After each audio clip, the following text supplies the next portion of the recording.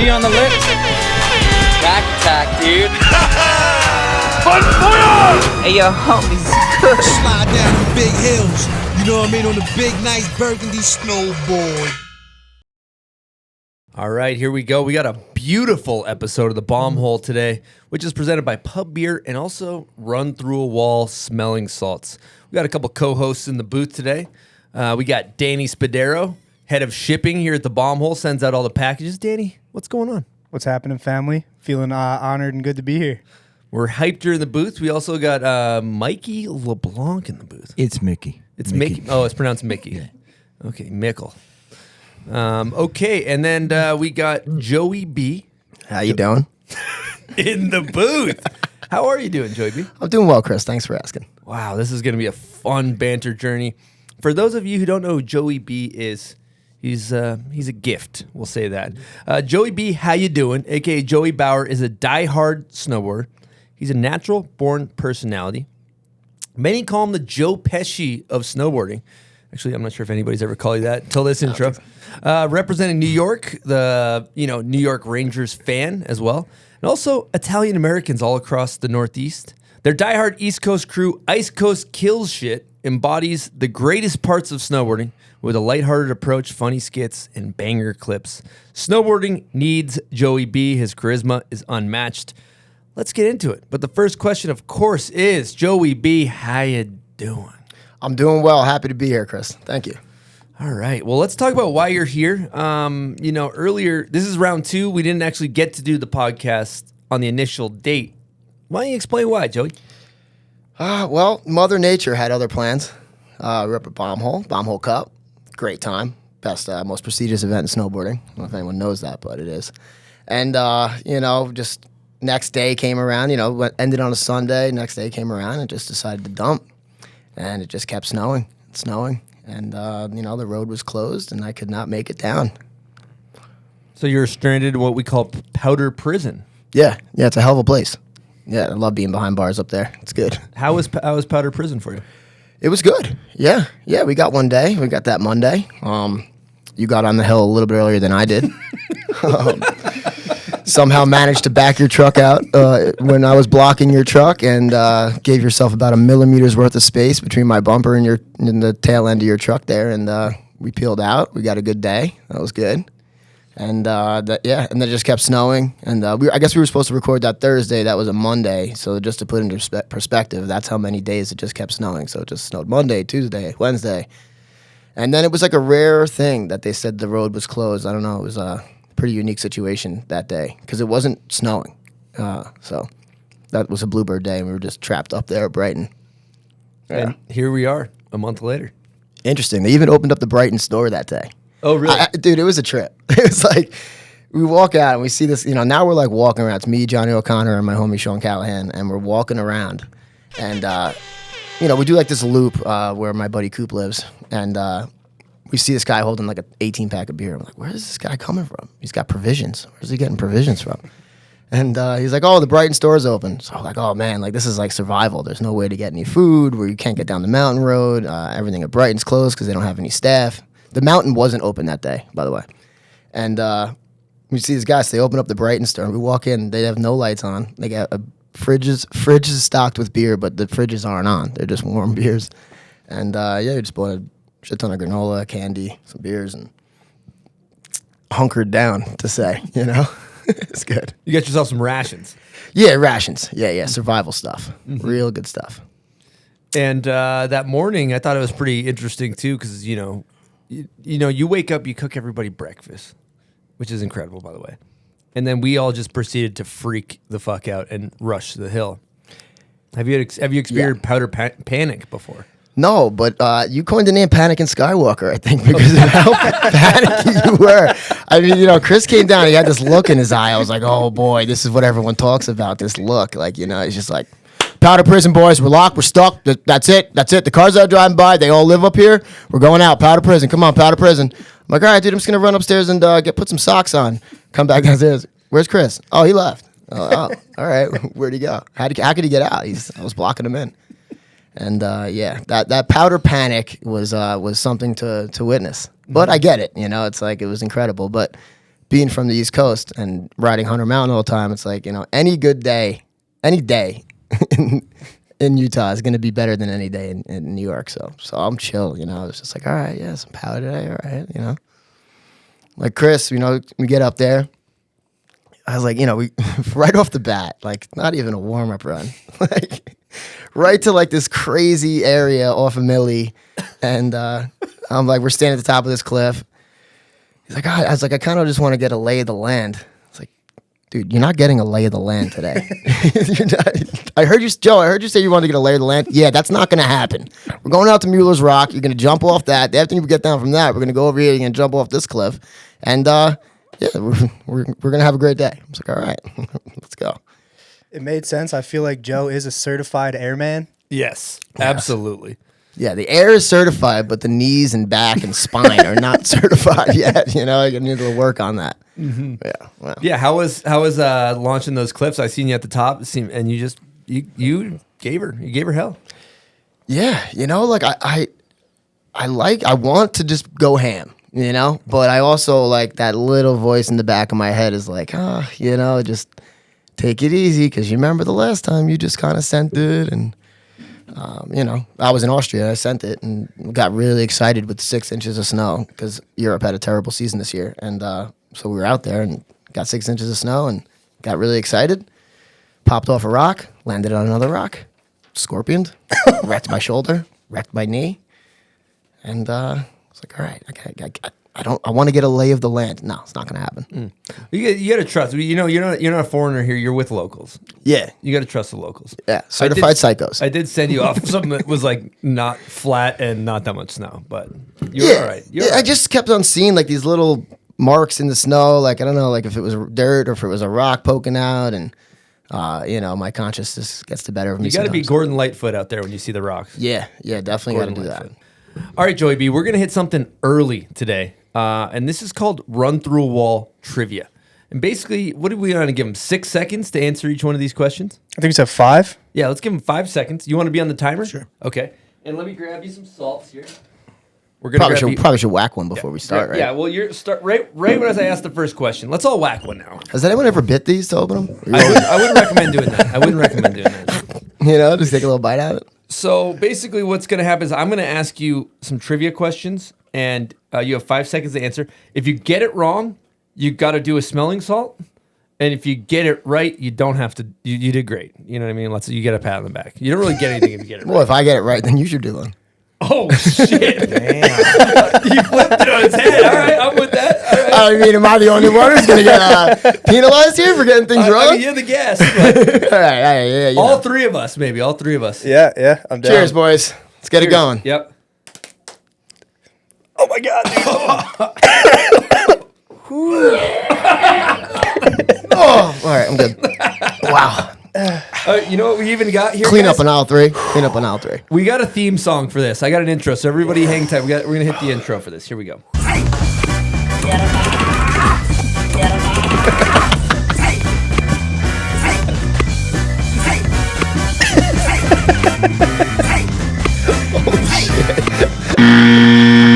Welcome to Run Through a Wall Trivia, presented by Run Through a Wall Smelling Salt. All right, Run Through a Wall Trivia. This is the first time running through. You know who came up with this idea? Callahan, by the way.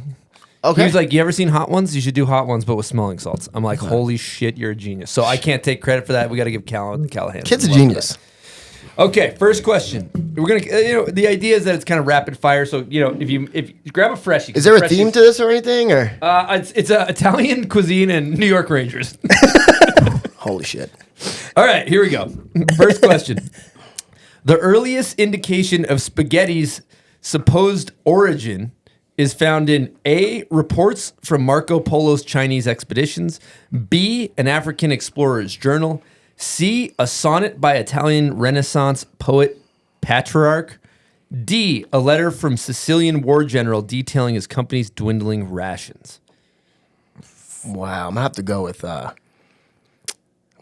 D. That's wrong. You got to hit smelling salt. All right, get in there. Rapid fire. Okay, question number 2. Wow. What type of food is spaghetti? Pasta. That is correct. Question number 3. What is cannoli filled with? It's a nice cream. It's a 5, 4, it's 3, Time. 2, icing. 1. Wrong. Ricotta. Ricotta. That's what it says. I've never made a cannoli, but I make stuffed shells with ricotta. So and we like to call it ricotta. Okay. Ricotta. Holy fuck. Okay, next question. You an gotta interesting pop a one. freshie and go hard. You can't do a soft I don't one. know if. Honestly, we have to do a fact check on that. I don't know if that's true. Okay, okay, we'll fact check it. When Wayne Gretzky signed with the Rangers in 1997, he reunited with what former Edmonton Oilers teammate co-captain? I want to say Gretzky. No. When Gretzky signed with the Rangers. Wait. When Wayne Gretzky signed with the Rangers, he reunited with what former Edmonton Oilers teammate and co-captain? 4. Oh, you got this. 3. Come on, dude. Is it Messier? Yes, it is. We got to do one now. I forgot to do one. Okay. God damn, I hate. Oh my god. Oh my god. Oh, okay. Rangers won Stanley Cup in 1994 over the Vancouver Canucks. Who was awarded the Conn Smythe Trophy? Brian Leach. That's correct. He's also the first American to ever win that trophy. Oh my god. Okay. Side note. Hey, slow it down, Joey. Yeah. Okay. I'm dying. Mark 6 seconds. We can do 10. Mark Messier was the captain and spiritual leader of the 93-94 New York Rangers. Which uniform number did he wear? 5, 4, I know the answer, but I'm giving 3, Danny a break. 2, 11. 1. That's correct. I wanted to hit the wrong button so bad. All right, we'll do another one. Ooh. Oh, that one's still going. Okay. Dude, Danny's crying over there. Dude. We're going to have to send Danny to rehab. Smelling salt. What are you in here for? Smelling salts. Okay. Blew out my nose with smelling salts. Which of the following Rangers had the most penalty minutes? A, Ron Greschner. B, Adam Graves. C, Jeff Bukaboom. D, Barry Beck. Most penalty minutes. Ooh, 5, 4, I want to say Bukaboom. 3, 2. Not Bukaboom. Ron Greschner. Ron Greschner, huh? Yep. All right.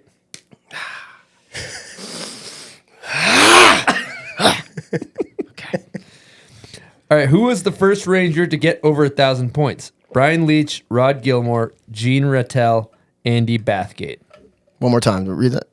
Brian Leach. Brian Leach, Rod Gilbert, Gene Rattel, Andy Bathgate. I want to say Ron Gilbert. You said 1,000 points? 1,000 points. Or 100 points? 1,000. Damn. Was it Leach? It was Leach. Yeah, you got to do another smelling salt. Let's move this over here at this point. Things are tanking quickly for me. Okay. For the viewers at home, this isn't easy. This isn't easy at all. All right, the last question. This was a provisional question in case you got them all right to ensure that you get something wrong. Mikey LeBlanc's first sponsor. Who you got? Drake?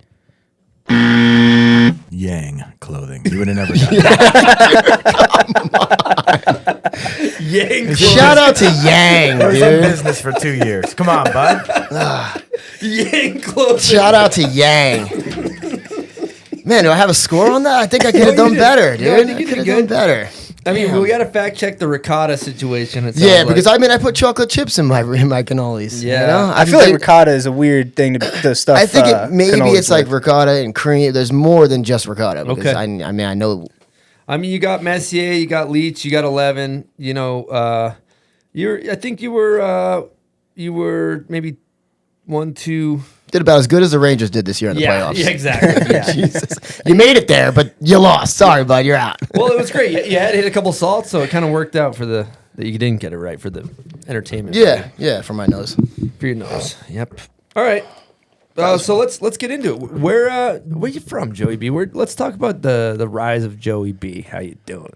Well, from Long Island, New York, and Sorry to hear that. yeah, well, it's a beautiful place. 120 miles long, 25 miles wide, surrounded by water. Yeah, it's a beautiful place to be. New York Rangers. Although I'm an island, like from the island, so people are always like, "Why are you a New York Rangers fan?" You're from Long Island, but mainly Rangers fan because to build animosity in my household, you know, there's some Islanders fans in my family, so I had to switch things up a little bit. And I just love the Rangers. I'm just a New York guy all around, you know, and the Rangers just are electric and impressive team to watch, you know. So you're kind of a late bloomer from what I hear when it gets into the snowboard game. Like you didn't get into it till a bit of a later age. Well, I mean, I've been snowboarding 28 years, so not necessarily that way, but definitely with Ice Coast Kill Shit, I was a late bloomer in that crew because I was spending a lot of time in Europe at that time, and when you know, I was snowboarding out there, and those guys were filming, and it was kind of like a collaboration of the two colleges. Between I went to college in Plattsburgh, and like Callahan, you said. He went to college in New Paltz, and there was a couple homies from Long Island that he was there with, and there was some homies that I was up in Plattsburgh with, and those two crews kind of just came together. And when that was all happening, I had already graduated college and met a girl that was from Europe, and I ended up going over there and spending some time in Czech Republic, and I was teaching English in Prague and riding the Alps a lot. And it wasn't until that relationship fell apart that I was like, you know what? Let me see what's going on over here. And crazy story that my homie Buddy Pendergast, got to give it to him. He told me, he said, you know, we're sitting around end of a season, end of a summer, and we had a little surf session, and I was talking about what I should do next, you know, where I should go. And he was like, you know, there's a room open up at the cabin. Why don't you come up to the cabin for a season? And I had always been filming, myself, and really filming myself a lot because I didn't have a film or anything like that. And I had always just wanted to make a snowboard movie. And knowing that that's what Callahan did, and seeing the work that he's done in the past, I was like, you know what? Like, let me go up to the cabin and, you know, put my best foot forward and start filming with these guys. And that's when we made Knucklehead, the movie. Great movie. Yeah, great. A lot of Knucklehead activities going on up there. Cabin is a special place. And so is the crew. Crew is awesome. And the cabin is... The cabin is our house. We've been renting this cabin up at Hunter for the last 13 years. And I got in there in 2014.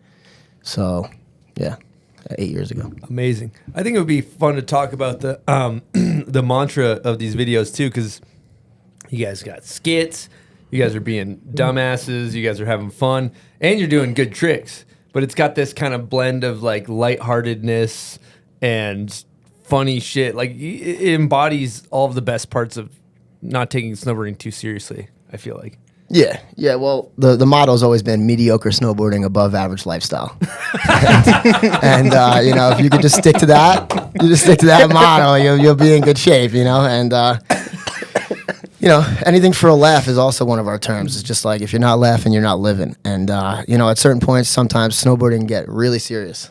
And you know, it's always nice to take that seriousness out of it, but also put in some good clips and some interesting stuff. And it's always funny, man. Like going out and filming in the streets. Like I'd always say, like we'd get to a spot and it'd be like the rail would be like rusty or broken, or there'd be like a sketchy run in. I'm like, can't we ever just get to a spot that's like a perfect, I don't know, 25 stair down rail? Like, why does it have to be this rusty, rickety spot that like the rail is like swinging? But it actually, when you look back on it, like makes the clip. You know, it might not be the craziest trick, but it's on the sketchiest rails, so it's like it makes it funny. It's good. Yeah, that's good shit. Let's hit a guest question from Callahan. Here we go. Joey B, how you doing? It's Callahan, your longtime friend and collaborator. I got a question for you. Can you explain to the people what in our crew is the hump? And do you got to clear the hump?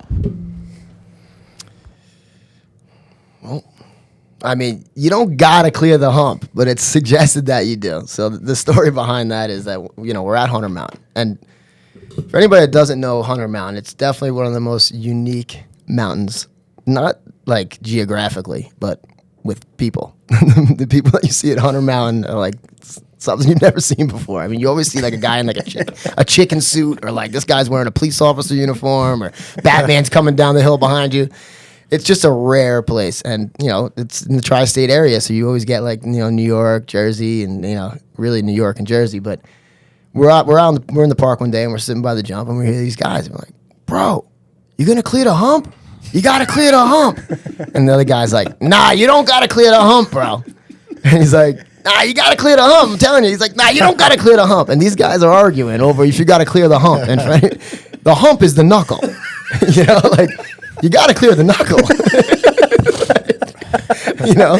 So we're just sitting there at the yurt is like this little, you know, it's a yurt in the middle of the park halfway down. And we're sitting at the yurt and we're just watching these guys just knuckle and knuckle. It's like, dude, listen, clear the hump, bro. If there's any advice I can give anyone out there, it's always clear the hump. Don't listen to what this guy's on the landing, the deck of the jump are telling you. Clear the hump. Amazing. Yeah, it's unique. I mean, while we're talking Hunter, we should probably talk the encounter you had with maybe the hockey player. Maybe you could tee that story up. Dude, that's a crazy one. I thought I was getting punked. I thought I was legitimately The like Ashton Kutcher situation. Yeah, I mean, I thought I was legitimately getting punked. So back in the day, I used to do like promo videos, and you know, I was working for the Hunter Mountain marketing department, and we're filming a skit. And I got this one clip, this one shot in the ender where like I'm at the bottom of the lift, and I do like a little closeout thing, and then a mic drop. And we did it at the bottom of the lift, and we're like, you know what? Let's go up to the top. It's 3:58. It's like literally last year. And there's this couple that's in front of us, and I'm like, hey, go ahead. So they get on the lift in front of us. So we do a little, you know, closeout thing, and I do the mic drop. I'm like, all right, let's go up B lift, and we'll shoot it on the B flats as well. And we can I have like this Parmesan shaker in my hand, and I'm mic'd up, and I was like, let's do it on the B flats, and I'll do like a thing where I'm prepping the snow for the next day, so I got to lay down some good fresh parm. So now we're on the B flats. And I'm sitting there, I'm standing, and I'm mic'd up, and I'm talking to the camera, blah, blah, blah. And this guy rides over to me. And he's like, hey, man, you know, it's like kind of a foreign voice. And he's like, hey, man, nice jersey. And I'm like, oh, thanks, man. You know, big fan of the Rangers, you know, whatever. I think it's just like somebody who's either a fan or somebody that's just like kind of, you know, talking like excited that I'm wearing a Rangers jersey. So he doesn't really leave after that. He kind of just like stands there and he's like starts trying to talk to me, but it's like broken English, kind of like, you know, foreign accent. So I'm like, yeah, you know, he's like, what are you doing? And I'm like, oh, we're shooting a skit for the mountain, blah, blah, blah. And he pulls his goggles up and his mask down, and he goes, do you know who I am? And I look at him, I'm like, you're Matt Zuccarello, are you? I'm like, what are you doing here, dude? You should be at home resting. What? I started freaking out. I started getting all crazy. I was like, what is it? What the hell's going on? I'm like, dude, you should be at home. And I was like, that comeback against Columbus almost ripped my freaking TV off the wall. Because it was the All-Star break, so they have 2 weeks off. And he was there in the middle of the season, and you know. And I was like, dude, right before the All-Star break, we had a crazy comeback against Columbus, and it was like just a buzzer beater finish. And yeah, almost ripped my TV off the wall. So now I'm mic'd up. This guy's recording. My friend Matt's recording, and I start talking to Matt Zuccarello. So after I get all the jitters out, I'm like, holy shit, dude. I'm like, what are you doing? You should be home resting. He's like, oh, you know, my girlfriend, her brother's a snowboarder, so we're here snowboarding, and he was with Stale Sandbach's sister at the time, and points over to her, we wave or whatever, and then he goes, what is with the cheese? And I was like, oh, you know, I do this thing, you know, I tuned the snowboarding video with the Parmesan and olive oil, and I'm like mic'd up explaining to Matt Zuccarello why I'm standing on a trail with the Parmesan shaker in my hand. And yeah, just kind of like, you know, shook hands and just like, you know, he did a little Q&A, asked me what I was doing with the Parmesan, kind of told him why I was snowboarding with Parmesan in my hand. And then he just, you know, just cruised along and left, you know. And I was just like, who was behind that one? That was wild. But yeah, Matt Zuccarello, mid-season. He got traded, though. I hope that wasn't my fault. You're like, and immediately after that, I actually reported that to the Rangers head organization to make sure that he's got to be rested. Yeah, well, here I am, not thinking about it. I'm like, tag Matt Zuccarello, tag New York Rangers, throw it all up on the gram, and like too excited. He's like, oh man, they're thinking about trading Matt Zuccarello. I'm like, why would they do that? The guy snowboards. The guy's a snowboarder. He plays great hockey. You know, like It's Dude, they used to like Tom Brady was skateboarding in his neighborhood one time, like during the season, and people were literally calling the police. Like, they're like, dude, what if he crashes? Like, what the fuck's happening? yeah. I mean, that's where immediately where my head went. I was like, dude, we got hockey games to win. What are you doing here? It's like, listen, I love snowboarding, but dude, no, take it easy.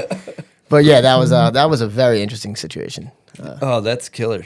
Well, I think it would be a good time to talk about, because you have this persona, right? For the people that are listening to this podcast, not watching it, Joey B is sitting in a Rangers jersey. It's an away jersey. Yeah. Because he's away. He's not in New York. This is in Salt Lake City. But your persona has kind of grown over the years. Like when you first started at Hunter, you had a bit of a different character. Maybe you could elaborate on that. Yeah, the Rangers thing started, I mean, snowboarding forever, but the Rangers thing started because we were in the Stanley Cup playing the LA Kings. And that was the first year that I was living at the cabin. And I got my jersey on in the living room for good luck to watch these guys win the Stanley Cup. So I'm just going ballistic, screaming, because that series was crazy. Like, we went to overtime almost every game. We went 7 games in every series, like with Washington before that. It was just like an exhausting series. And so at this point we're playing the Kings, and I'm wearing the jersey and I'm going nuts. And Callahan comes up, he's like, "Dude, this is gold. Like, this is something right here." And it just kind of like morphed naturally into that. And yeah, that was during Knucklehead. And so if you watch Knucklehead, you'll see, like, there's some Joey B stuff, but it's not like, a lot of Joey B. And then as time progressed, I wanted to stand up for New York, and represent. So I just rocked the jersey. And and then the How You Doing thing, came along with it. But The birth of Joey B. that's it. Yeah. And the How You Doing thing. So I was working so it was like New York, obviously Rangers, and How You Doing was like, at that time I was like helping my buddy out at his pizzeria, and like pizzeria is amazing. Like, they make the best pizza, the best sauce. They use all imported Italian products, like phenomenal stuff. And people were just coming in to like talk to this guy. Like, they weren't even coming into the pizzeria to buy anything. And like, every 2 seconds, "Hey Jimmy, how you doing? Hey Tony, how you doing? Gio, hey, you get the sauce? Oh, you got this." Just How You Doing was left and right. And then it just kind of like rubbed off onto me, where I started being like, "Hey, how you doing? How you doing?" And then like, and then now like I take that and I go back up to the cabin with it, and I'm like, "Dude, like, what about this guy who's just like just larger than life, just so cool?" Like, he walks into the room and he's just like, he's saying "how you doing" to somebody, but before he's even like shaking the hand, he's already moving on to the next person. He's like, "Hey, how you doing? How's your brother? How you doing? How's your wife? How's your kids? How you doing?" He just keeps moving. And that's kind of like just how like the How You Doing thing came, and then it just evolved. Let's just say it evolved a lot from there. One of the best How You Doing clips ever is from Super Park, where you go up the court, Yeah. and before you fly off the flat, you're like, "How you doing? How you doing? How you doing? How you doing?" Little blunt stall, "How you doing?" And then you like a pancake onto the ground. Yeah. Oh, that one. Yeah, that was the one. That was the straw that broke the How You Doing's back. That one, that ended up, dude, that one was crazy because I did that. We shot it with the long lens, and Callahan was like, "Dude, why don't you go up and do it again, and I'll shoot it with the fisheye." So I'm like, "Okay, let's go back up and do it again. Go up, do it again. Blow out my ACL. How you doing?" ICL, bye-bye. Day 2 of Super Park, laid up in an RV, crutches. Oh, man. But yeah, that was interesting. Made the clip, though. Made the video. Got the clip. So good. Wow, I didn't know the that. clip. That's a great story behind the clip. Yeah, story behind the clip. Blowing out ACL. Yeah, How You Doing gone wrong is what they call that.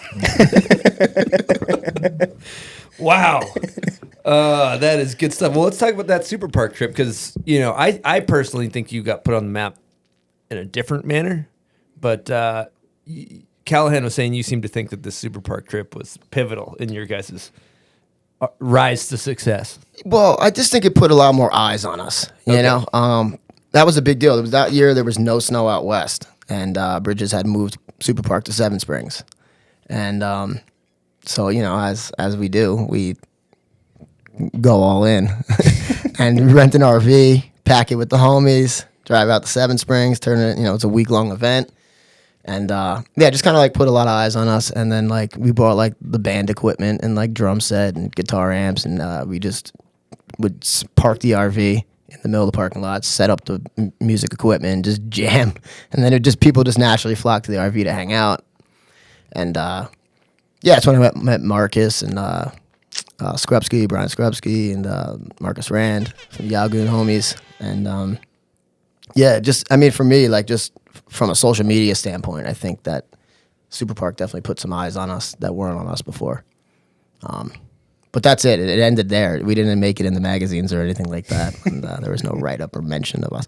But so we did that, and then the next day we drove the van to like the bottom. There was like a chair at Seven Springs that the road kind of went to, and there was no snow there really either. But they made it happen, and we drove the RV right to the bottom of the lift, and like set up the Ice Coast Kill Shit banner, and set up the band equipment. And at this point, I already have my leg in a brace because I blew my knee already. And I'm just like laid into this beach chair with the microphone in my hand, just screaming into the microphone, "How you doing? How you doing? How you doing?" These guys are just jamming music, and everyone's just lapping the chair. Like, I mean, it was pretty rad. Like that whole moment in time. Yeah, definitely unique experience, and grateful for it for sure. So, All right, we're gonna take a quick break and talk to you guys about one of our sponsors, Bubs Naturals. Okay. How are you guys doing today? I'm super hungover. I need something to pick me up, to give me that boost. I feel really sore, but I'm also really hot.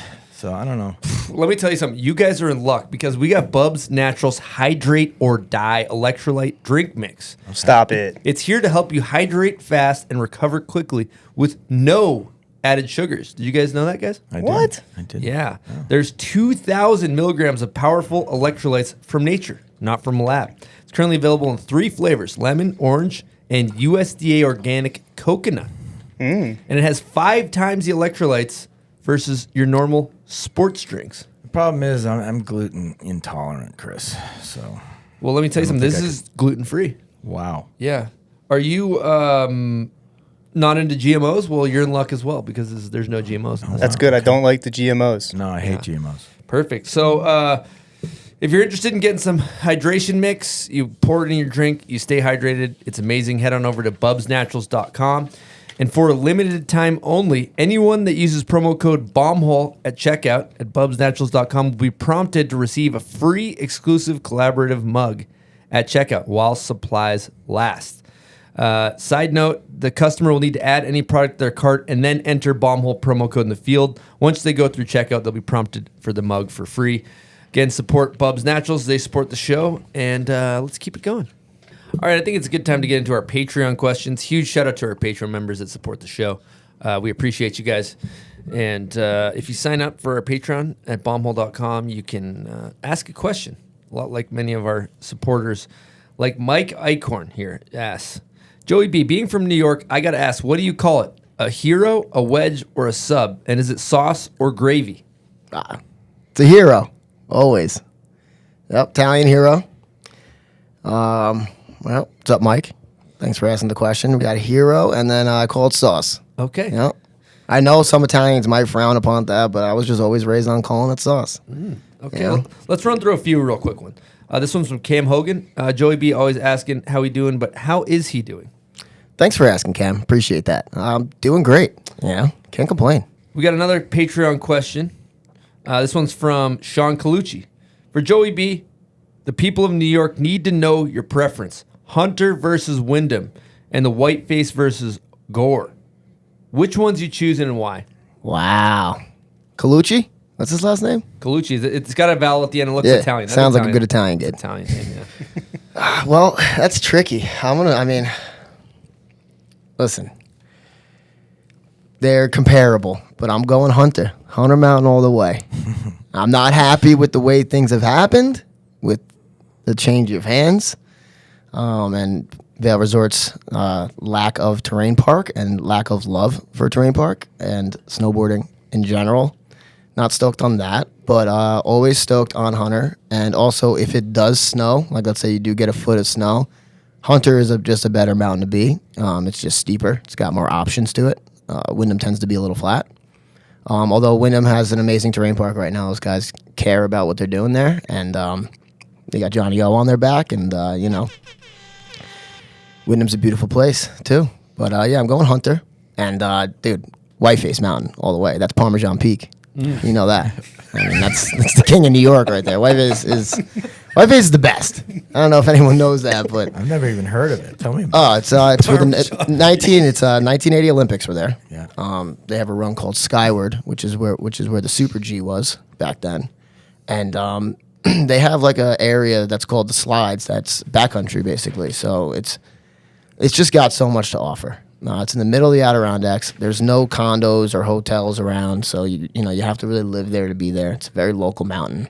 It's run by New York State, and they get a tremendous amount of snow. Like it's just it's in a good spot. Lake effect.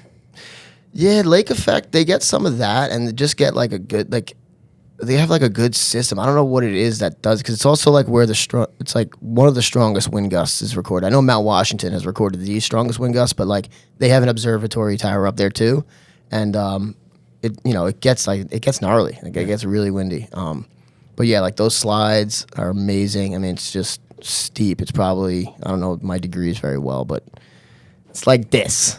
Okay, if I had to think about it, it'd be like this. Straight down. It's also known as Parmesan Peak. Yeah. I coined that term Parmesan Peak because it's just always snowing. It's a good spot to be, and the Parmesan is fresh. But yeah, that's where the 1980 Olympics were. That's where the 1980 Olympics, the hockey team beat Russia in the movie Miracle. Yeah. The movie Miracle is great based. movie. Yeah. Yep. I still get goosebumps every time I walk in that stadium. It's pretty insane to think that happened in that arena because it's such a small.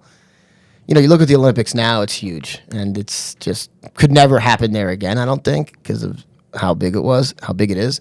But yeah, like we beat Russia in a time where it was like serious and the Cold War was happening and there was a lot of, stuff behind the scenes going on. And if anyone's seen the movie Miracle, they can see how like Herb Brooks took a team of guys that are really just off the bench, college kids, and turned them into an absolute beast of a hockey team, and just perseverance. And it's an inspiring story because it really goes to show like when you practice and you train and you really focus on a goal that you can achieve that goal, and that's what they did. They won the gold. It's impressive. Incredible. We got another Patreon. This one's from Tyler Calabrese. Hey, That's an Italian last name. definitely. Yeah. If Joey has some Italian roots, I got 2 questions for you. 1, where are your people from on the boot? 2, who is your favorite Italian/Italian American shredder? Wow. Hard-hitting questions. Hard hitting.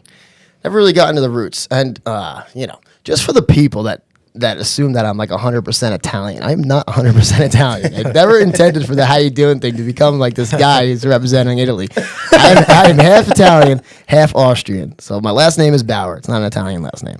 But my grandfather's from Austria and my grandmother's from Italy. The Sicily area of Italy. I don't know exactly the town. I probably should know that, but I don't. But the Sicily area of Italy, and I'd have to say my favorite Italian shredder would be Elio Fumagalli. How you doing? Which Elio. He rolls with Young Dolly. Good dude. Gangster. Funky. Yeah, he's what hell of about a chef too. Louis Vito's, he was on Team Italy. No doubt. Good man. He's Italian. Mm-hmm. Yeah. We got another Patreon question, Joey B. This one's from Madill. Looking for the best all-around Parmesan, one that works for waxing and that you put on your grandma's secret lasagna recipe. Okay. Parmigiano Reggiano, preferably a 2-year, always. You definitely want Reggiano. You don't want you don't want to go around to any other type of brand. You want Parma, that's where the region of Italy that it comes from. And also, I like to go with a block of Reggiano. I don't really like to buy the pre-shredded stuff. I like to shred my own cheese. Yeah, definitely. I highly recommend that. Go with the Reggiano 2-year. You can't go wrong. You'll be boosting like a true airman, no problem. Is Parmesan cheese like champagne, where if it's not from the Reggiano region, then it's kind of like talked down upon? Yeah, you can imitate it. People try to imitate it. But you'll never be that. No, like Reggiano, we were talking about earlier, like it has like that grainy, crystallized, like it's just, it's delicious. It's so damn good. Speaking of Reggiano, I actually brought something in here. I got a 5-year Parmigiano Reggiano from Murray's Cheese that will bust out. But yeah, all those Patreon questions got my appetite going. I'm thinking it's time for bust out a little charcuterie. What do you think? Let's hit this Charcuterie. Let's go. How you doing? We got the 5-year Reggiano right here. We're in the booth. We're working up nice appetites. What we're going to do is we're going to bust out. We're going to break bread right here. But this right here, this is a treat. It's a 5-year Reggiano from Murray's Cheese, New York City. I'm going to bust that open. How you doing? So what's going on with the 5-year? 5-year. Well, it's aged to perfection. 5 years would be like a fine wine. So look at that. You see the bubbles. You see the air in there, nice and crystally. See the rind. You got the fresh rind. That means it's fresh off the wheel right there. See the difference? The rind. I'm gonna bust that out. Give you guys a little sliver of taste. Woo! Woo! Woo! There we go. Look at that, Mikey. Hear that? I know you're a connoisseur of good cheeses. There's Thank you, Joey B. Annie, my fellow Italian. Thank you, How thank doing? you. Wow. Got a nice crunch. It's a beautiful thing. All right, that's the day again. I get this. How you doing? Joey B. Fresh farm, Wow. beautiful spread. That's what you want, you know. We're talking about breaking bread. That's what it's all about. For the ones that are just listening right now, we got fresh Reggiano Parmigiano, 5-year from Murray's Cheese. We got the dry cured salami. We got the prosciutto. What were you doing 5 years ago? Screaming at a TV, probably watching a Rangers game. That's for sure. Now I noticed you call the salami salam. Yeah, we just dropped the I, you know? Yep. Because the salami's not just for me, it's for everybody. I don't like olives. I'm not a fucking olive. I can't do the olives. Can't do olives. I know. You I'm know- not proud of that. I mean, you know. Really good for you. Yeah, it's just... I usually don't like olives. I just popped one in there with the full schmeal right there. It's fantastic. Really? Yeah, That was really good. Listen, those are traditional grocery store olives. If you want like a good olive, you know, get a good Italian olive, maybe stuffed with like provolone or like an almond and provolone or a red pepper. But the prosciutto and the Parmesan together is just like beautiful. I mean, it just really pairs well. And That's a deadly combination. yeah, it's just it cures all your problems, you know. Just when you find yourself down and out, you know, you're just like, oh man, I don't know, this thing's really pissing me off. You know what? Let me have a piece of prosciutto and Parmesan and see what I think about that. 2 seconds later, you're like, all right, I'm good to go. What are we doing next? All right, let's go. So a lot of people having a bad day, they might go get a bottle of liquor, like a 12-pack. You just go buy a wheel of cheese or something like that. Yeah. Or, I mean, a wheel. I can't really afford a wheel, but I mean, ideally, I'd like to. I'd like to put 4 wheels on my car and get rid of my rims. Just get rid of the rims and tires and throw 4 wheels of Parmesan on there, but it'd be like 1,500 a rim, so I gotta take it easy. Have a salami shifter, freaking Parmesan wheels, you know. Freaking charcuterie board, dashboard, you know, that's a whatever we sub. gotta do. Yeah. Let me get one more piece. Well, let's talk about the beauty of hanging out with Joey B. For those who don't know, as we knew at Baumhole Cup, he feeds everybody. You know, we got an Airbnb for Baumhole Cup for a few nights up at Brighton. And this dude, he's like, hey, don't worry about dinner. I'm taking care of it. How many people? Boom, boom, boom. He goes to the grocery store. We sit back. And it just seems like that's the Italian culture. What do we have? Chicken parm? It was so goddamn good. Chicken parm that first night was incredible. Brought everybody together. What's up with the love for food in the Italian food culture? Yes, yeah. Well, no, first night we did tacos. Oh, yeah. And the reason why is because we were shooting from the hip. It was late. Mm-hmm. But also, yeah, it was just quick and easy. And then the second night we did chicken parm, obviously, because that's that's a tradition. Yeah, I wanted to give you guys like a cuisine of like my neighborhood and how I grew up, you know. I grew up in like a Latin Italian neighborhood and in the depths of Long Island, near the train station. And had my share of like, you know, just a good neighborhood, really, just with a lot of good people in it and diversification, really, which is awesome. And I grew up in an Italian household, raised, you know, my parents are divorced, but raised by my mother, and she's Italian. And, you know, she always taught me to feed people, and, you know, breaking bread is an important thing, with especially with community and the people you're around. And it's just good to sit down and eat. You know, it's good to sit down around a table and shoot the shit, and I enjoy cooking. It's something that I enjoy doing.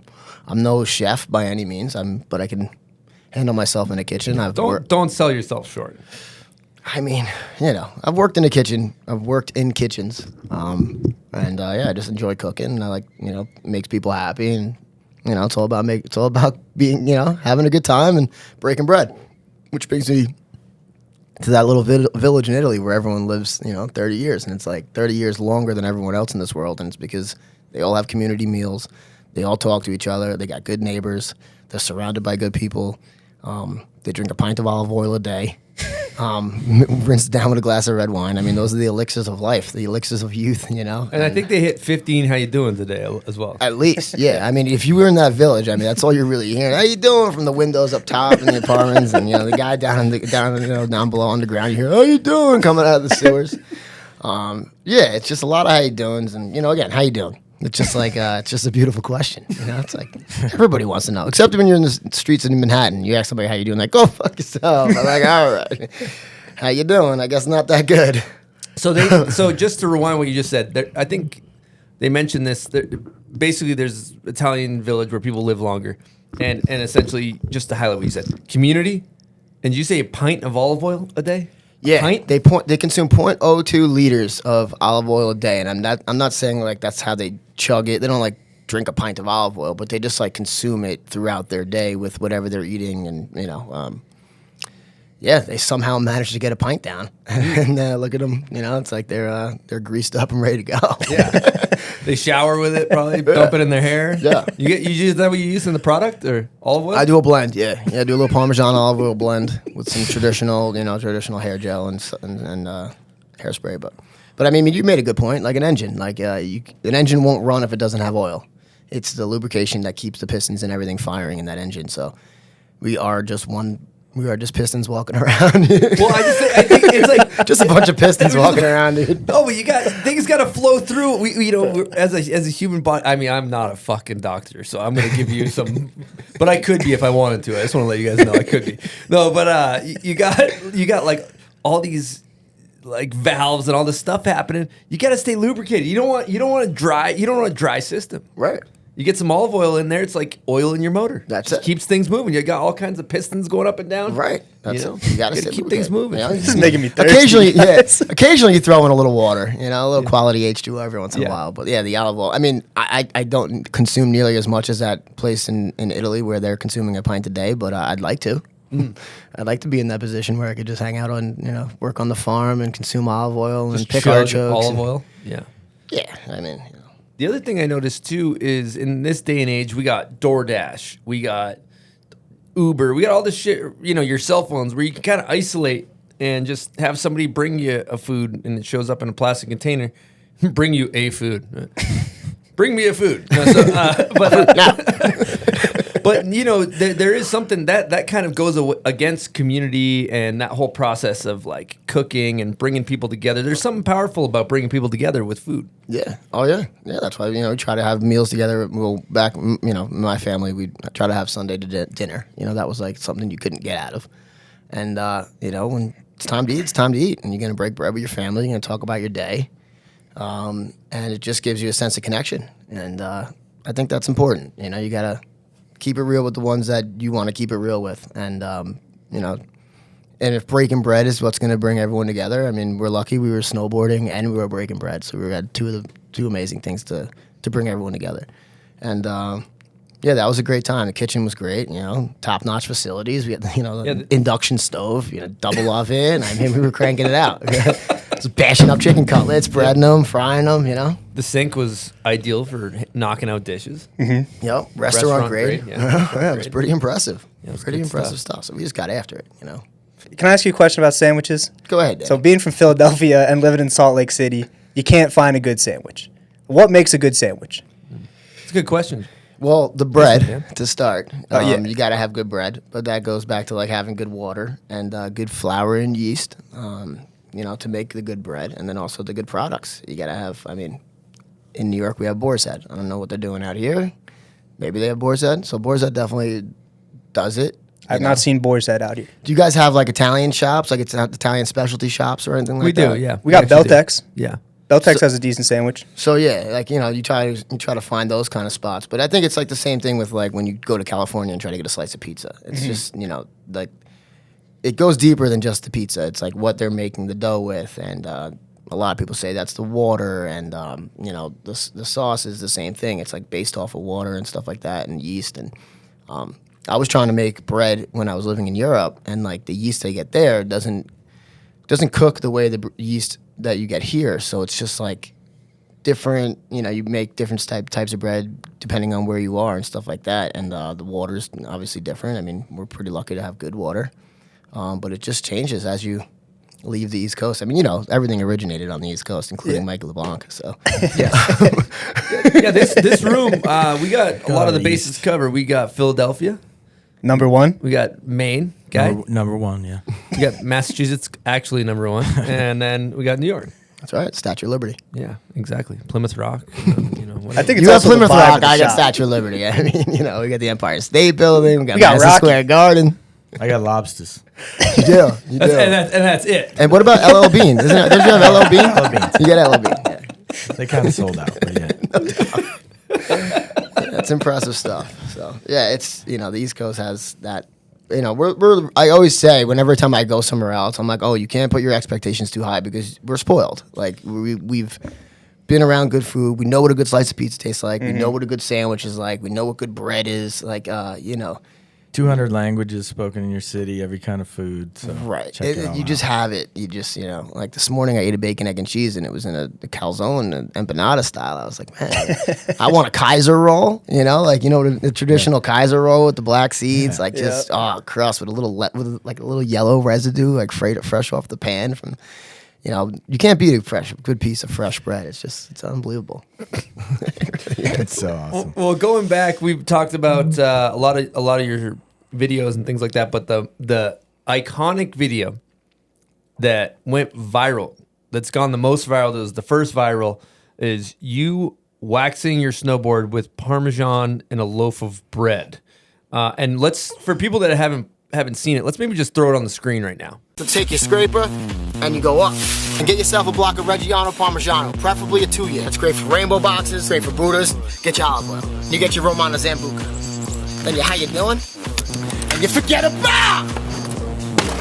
All right, walk us through the inspiration behind this thing, Joey B. This is monumental. Yeah. So the tuning video. I was coaching for USASA, and I was working with the Grom, Noah Avalon. Shout out, kid's a tremendous snowboarder. He's in SMS right now and absolutely killing it. So I started working with him when he was 8 years old, and I started coaching border cross and, you know, all that kind of stuff. And so I did my first race with Noah, and I'm at the top of the course, and all these other kids have these coaches that are like going in. They have their rototiller brushes and like their drills, and they're just going in on these kids' boards. And meanwhile, here I am with this kid from New York, and he just shows up and blows these kids out of the water. You know, no rototill, nothing crazy. So now I'm sitting down. I'm like, you know, like this is crazy. Like this kid didn't need anything. He's just naturally good at snowboarding, and his father does his board tech, and you know, does all that good stuff, and like makes his boards proper every morning. And so now I'm back at Hunter, sitting down with Callahan, and we're talking about it at breakfast. I'm like, dude, how funny would it have been at the top of that course if I just busted out a loaf of Italian bread? Like, I'm surrounded by all these like professional coaches, and I just started buffing out the board, you know, at the top of the race. Because this kid's from this kid's like from the city area too. He's like a city kid, and just started laughing about that, and then that kind of spiraled into, you know, well, what about if we did this? And then that's how it turned into a skit, and just wanted to shoot a little board tuning video. Just, you know, just a casual, you know, this is how we're going to do it. This is how we tune our boards in New York. We got the Parmigiano Reggiano. And, of course, there's shock factor involved. You got to throw in the pyrotechnics, blow torches, gasoline. But, yeah, we bust it out. We buff it out we shred the Parmesan on there with the cheese grater. Then we buff it out with the bread. Then we melt it in with the blowtorch. And then we dump gasoline on the board and we smash it against the tree and we walk out of frame. You know, and that's kind of the remedy for it. It's like just something so over the top and ridiculous that people are just like, what the hell is this kid doing? I mean, this guy's just spent 30 minutes tuning his board and then he lights it on fire and smashes it against a tree. Like, and that's like the whole point. The whole point is like for people to be like, scratching their heads like, what the hell? This guy's freaking out of his mind. And funny side note about that story is that we tried to use... because, you know, I say in the video that it's Romano Zambuca. And we tried to use just regular rubbing alcohol. but rubbing alcohol just isn't flammable enough, you know. So like we poured the rubbing alcohol in there and like lit a match and just like made this like small little flame. Like it was not impressive at all. So we're like, all right, didn't want to have to do this, but we got to bust out the gasoline. So we put the gasoline in the Zambuca bottle and dump out the gasoline. And now we're talking about the margin for error is very slim. Like you really don't have a lot of takes to do this. So we shot that ender twice. And the first time you could see that I'm a little hesitant, you know, because I didn't know how the gasoline was going to light up. And like, I'm like, yeah, how you doing? I strike the match and you forget about it. You throw it down the board and the board just like really went up in flames, you know? I was like, oh man. And you could see, like, I do the first one, I'm kind of like, and then I throw it. And I'm like, all right, now I know what to expect, you know? So we put the board, put the fire out. Like, all right, take 2. And we reshoot it. And this time I'm like committed to it. And boom, dump out the gasoline, strike the match. It just goes up in flames. Smash the board against the tree. Walk out of frame. Hey, how you doing? You forget about it. And you get out of there. Forget about it. You go hit the hill with your boys. That's it. Did you guys remap the forget about it as well? Is a slow motion forget about? No. Forget No, about. I don't know if we had that kind of capability in the I was wondering editing about booth at that time. Yeah. Wow. But yeah, that was a good one. That one got a lot of traction. Over 1 million on Facebook or something? 1 million views on Facebook? Yeah. We could have probably done that a little differently, but like at the time, that was like the thing to do. And I think that's the reason why it got as viral as it did was because of Facebook. But this is really like before Reels were popular and YouTube wasn't really like a thing yet. Like it was a thing, but it wasn't like you didn't really realize what kind of money you could make with YouTube, you know, at that point when we were doing that. So we just kind of threw it on Facebook because we knew that it would get tons of shares. Like it's so easy for you just to go click share, send it to a homie, click share, send it to a homie. So yeah, it just went viral on Facebook. And then, then there was a couple of fake accounts out there that took the video and put it on their YouTube. And Callahan went and had to track those people down, call up YouTube, let them know that video isn't theirs. They don't own the property to it, and they would take it down. Because people were actually at some point making money off of the stuff that we were making because we didn't really have a YouTube.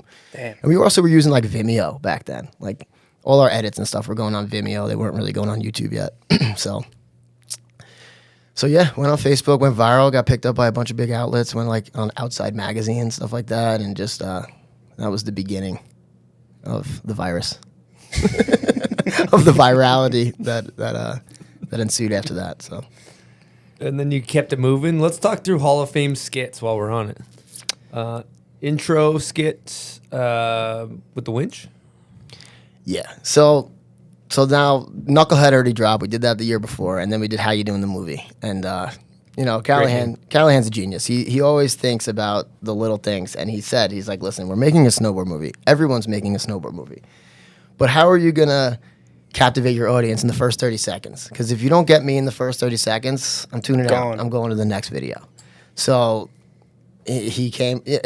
Sean also works, he's a set builder, and he works in production. So he has access to all these props and shit.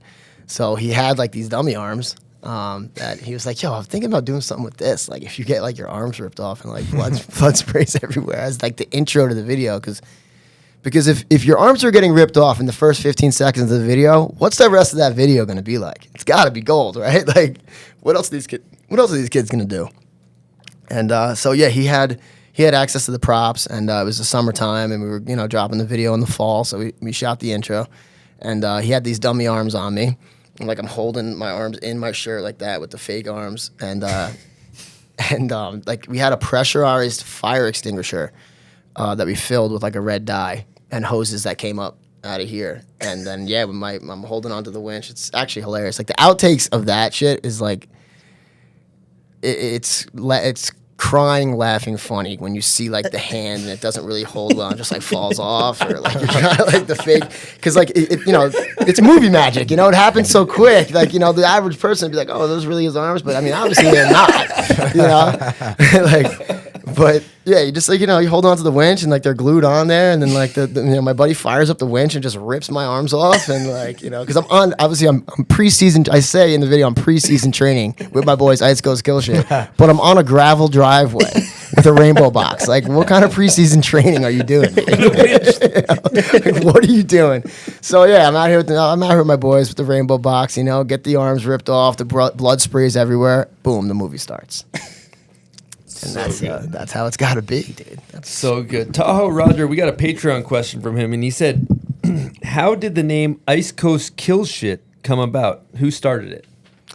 that term's coined by Callahan. Pre-Ice Coast, they were the Love Life crew. And then he wanted to change it up and just kind of shouted that one out and said, what about Ice Coast Kill Shit? I mean, everyone always called the East Coast the Ice Coast. You know, that term has been around forever. But we're killing shit. And also, a good point he made was like, listen, people would get not turned off by it, but like, oh, they have the word shit. Like big companies or somebody that's like got something to worry about. Be like, no, we can't really mess with these guys because they got the word shit in their name. Kids and anyone. But he said, you know what? Like if you're the type of person that can't handle that word, then you're not the type of person that's down with us in general, or like you're not the type of person that we want to buy our merch, that we would want to buy our merch. Because if you're soft and you can't handle the word shit, then you know what? Go to Kmart. Like I can't like what are you doing? So yeah, Ice Coast Kill Shit is just like a really raw way of explaining our crew because we're out there killing shit and riding rusty, rickety crap rails and shitty spots and trying to make the best of it. So you guys also have a motto, something along the lines of "It didn't bitch out and move out west." Do you guys have stickers like that said that, right? Yes. Yeah. Would you like to elaborate on that, please? Well, we didn't bitch out and move out west. A lot of people after college, pursue their life out west, and there's nothing wrong with that. I mean, I actually I moved out west and became like a lifty. I worked at Heavenly for a year. I worked at Heavenly for a year. I worked in North Lake Tahoe for a year at Alpine Meadows, and then I went to Breckenridge. I worked at Breckenridge for a season. So I went out west, but I always went back to New York. I was always, in New York in the summers because working was my bread and butter to allow myself to snowboard in the winters. But yeah, it's just a funny, catchy way, and it gets people thinking, like, oh shit, like, did I bitch out, move out west? Like, damn, I've been living out here. The answer is yes. Yeah, and there's nothing wrong with that. It's just not what we did, and it's just how we did it, and just keep it real. You kept it real. That's it. It's a good thing to talk about. With you guys have entertainment value in your guys' video. You got the winch going, ripping your arms out of the sockets, blood squirting everywhere. Yeah. You're how you doing in before you fly off of something, blow out your knee. What's the motto again about mediocre? Yeah, mediocre riding, above average lifestyle. Yes, very profound. And I just think that's something to highlight when you look at snowboard crews. Look at Mikey, for example. Mikey, if you look at his skits in Ender of Brainstorm and all the parts over the years, he's fucking making people laugh. He's flying off of shit on a toboggan. I feel like I've sprinkled some of that there in my career and things like that. And I think a lot of snowboarders could take note of that the fact that we are entertainers. People click on our videos to be entertained. Right. And I think a lot of snowboarders are like, well, I did the trick that this person did and I want to be sponsored. But it's like, no, you're trying to fucking entertain the people. Right. Like give them something to watch. Right, like Mikey, a talented snowboarder, but then also a person to watch, an entertaining person. Yes. Like he'll make you laugh. Like he has like a certain energy, and that's like when it comes out on screen, like that's what people want to see. They want to be relatable, they want to laugh, and they also want to see snowboarding. It makes it human. Yeah, absolutely. Yeah, 100%. Yeah, Mikey had that for a long time, doing it at an early age, and getting the laughs going. Like a 30-year career, and 4 of 5 things people talk about is funny shit. Exactly. Yeah, what do they bring up mostly? The meat over the shoulder, bomb hole skit we did recently with the limo. Like, it's just anything funny. Like, right. Snowboarding and being a good snowboarder is rad, but it's all about, 99% of people can't even conceive the trick. Mm-hmm. It's about like tuning in and having fun, and that's what you guys are doing. Exactly. Yeah. Relate. Yeah. That's the difference too, is that, there's a lot of really good snowboarders. Yeah. Mm-hmm. There's a lot. And like what is that? Like it's just like check out my tricks. Yeah. That's cool. I admire a lot of people's tricks. Yeah, and tricks are sick. Like that's the part of snowboarding that's sick. It's like, impressive. But memorable shit is like, when that guy who's doing the front 270 also like lands and chucks a snowball at the camera or Right. says something funny on his way out of frame. Like, you know, then it just makes that trick a little bit more memorable. Yeah. And yeah, I mean, we didn't invent the skit. I mean, skits have been going on forever. It's just like when we started doing it, it's just things were getting so serious. It was like Olympics kind of just started coming around, and like, I don't know, just kind of like, so everyone was kind of getting lost for a second. Like, all right, like, yes, snowboarding is still snowboarding. We're still sliding down a hill sideways and like being dipshits on the hill. Like, let's make some fun out of this, you know? And Like, for example, the cheese grater stairs, where you literally were grating cheese on cheese grater stairs. yeah, because, you know, how many times have you said cheese grater stairs? Yeah, it's great. I've You said never it. actually used them. Does anyone ever know if it grates cheese? Yeah, no shit. That was my whole thing. I'm like, dude, I've been saying this shit for years. Like, every time I pass that down rail, I'm like, oh, the cheese grater stairs, those things are gnarly. I'm like, but does it grate cheese, bro? Like, you know, like, because if it doesn't, we got to come up with a new term, because it's not a cheese grater stairs. Yeah. Called skin grater, you know, because it will grade your skin, but does it grade cheese? And luckily it does. So we knocked that one out. Yeah, that was a Mythbusters. You know? That's it. Yeah. Yeah. I'm glad you got to the bottom of that. Yeah, I mean, That was a big concern. important research being done out there in the field. What about the backpack rail? Another genius one from Callahan. Like, just you gotta be ready to go. You know, you gotta have a spot on lock whenever you need it. And the backpack rail is just what kind of came about. Dude, that one is unbelievable. Like, bro, I need more. I wish there was more rails in this park. And then your homie rolls up and he's got a rail on his back. Like, that's your boy, dude. He's like, he's there for you. He's got a rail on his back. He's gonna set it up in front of a lip. Now there's a session. You know, now we're having a session. So What was the one you dropped earlier this winter, maybe last winter, of like the hut you had going on where you're filming the whole oh yeah, filmer pod. filmer pod? Dude, you know Meyer wishes he had a filmer pod. You know, like, dude, it's just because Callahan's the filmer, and like he's at a point now where he's like, dude, it's just so cold. I'm like, I'm like every year I'm like, yo, are we doing it? Are we making a movie this year? Like, what do you think? He's like, dude, I'm done standing in the streets at 2:00 in the morning, freezing my ass off, getting kicked out of spots, and like, you just gotta have a place that's comfortable for your filmer to chill. So you make a portable pod that your filmer can hang out in.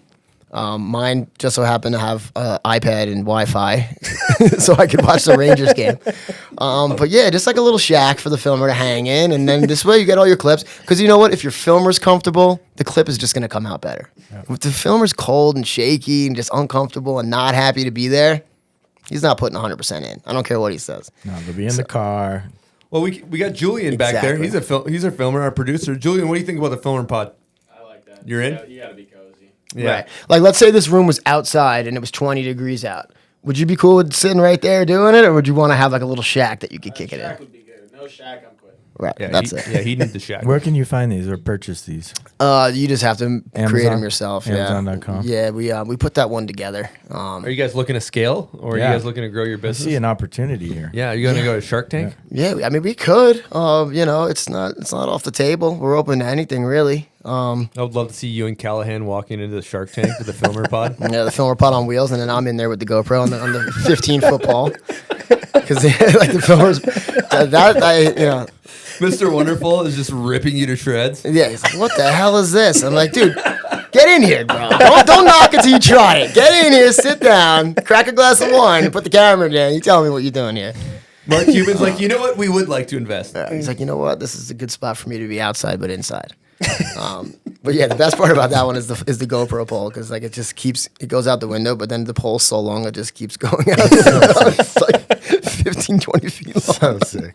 It's just too much, dude.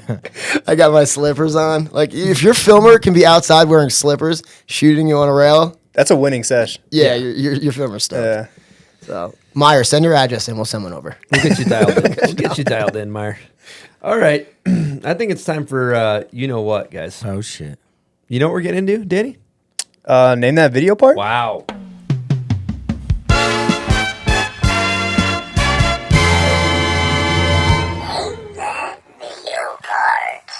I have a question for you guys. What's up? Did you guys know that Name That Video Part is presented by Woodward? I didn't. I don't even know what Woodward is. What is it? Well, they got a multitude of locations. They They got some on the East Coast. They got them all over. But we have one here in Utah, Woodward, Park City. Really? Yeah, it's what it is. It's a mountain, and they got a snowboard park. They got tubing. They got all kinds of great terrain, and then they got an indoor facility as well, Mike. Wow, that sounds amazing. But the thing is, I don't want to drive super far all the way up to Park City, Chris. Well, let me tell you something, Mike. It's only 15 minutes away. Wow. Yeah. Okay. And there's something for everything. Joey B, I heard he learned how to do double backflips into the foam pit when he was there. Yeah, I was doing double rigatoni rolls into the foam pit. Yeah, they're good for that. There's a coach. He can get you dialed in. Yeah. What if I want to bring my kids there? Well, they have parkour. They got foam pits. They got a skateboard park. I'm not really into boarding, though. I just like tubing. I mean... Well, let me tell you something. You're in luck. They got a tubing. Wow. Park. Yeah, Okay. tubing's really fun. All right. So if you're interested in checking out a great place for all ability levels, from just learning how to snowboard all the way to professional snowboard, giant jumps, double corks, all that, you got it, as well as summer activities and mountain biking, skateboarding, parkour, all of it. Where are you going to go, Mike? Woodward, Park City. Where are you going to go, Joey B? Woodward, as the people call it, Woodies. Yes, that is. Yeah, that's the. If you're in the know, you call it Woodies. That's kind of the trendy name. Okay, let's get into name that video part. First question we ask: 0 through 10 confidence level. Joey B, how you doing? I don't know. I'm gonna give it a 4.5. 4.5. Okay. All right, we got a kind of a two. We got a two-parter. We got a two-parter. Okay, a two-parter. Yeah, we're gonna start you off with one. See how you do. If I get it wrong, do I got to whack a smelly salt? Sure, let's do that. Okay, here we go. If you get it right, I'll do a small insult. Okay, here we go.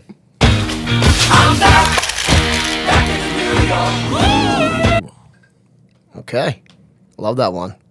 Intro. How you doing in the movie? Oh, that is correct. Okay. Well, we got the buzzer for this. If you get it wrong, I'm going to hit the buzzer. I'm excited about this. So you got that one right. What we're going to do here is part 2. So I'm going to say you won. You might still get the prize back. We'll see how you do after this one. Okay, here we go.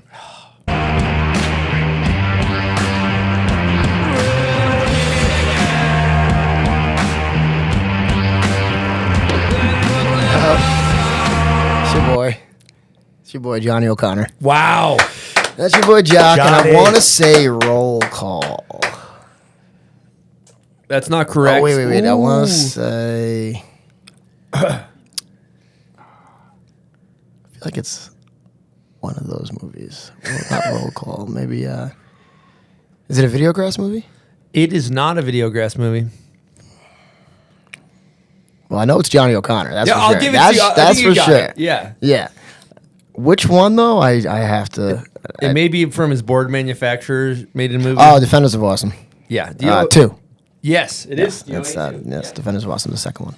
You got yourself a Stay badass. Stay badass, people. Duffel bag full of bomb hole merch. Filled with Parmesan cheese, I hope. Yeah, we got a wheel of cheese in there, actually. A wheel of Parmesan. There you go. Bag is secured. Thank you, guys. Appreciate it. Yep. All kinds of good stuff. You got some smelling salts in there, some hats you can bring back to your giant Italian family. My and paisanos. Yeah, your paisanos. No doubt. And part 2 of Name That Video Part. For our listeners, if you know the video part, comment on the photo of Joey B when this episode comes out on Instagram. That's where we pick our winner. Okay, here we go.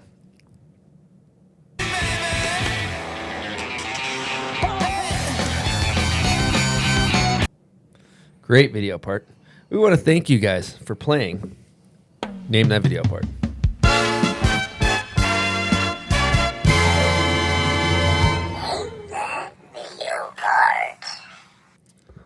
How you feeling after getting it right? I'm doing good. Yeah, I feel great about that. Okay. Yeah, it's a great part.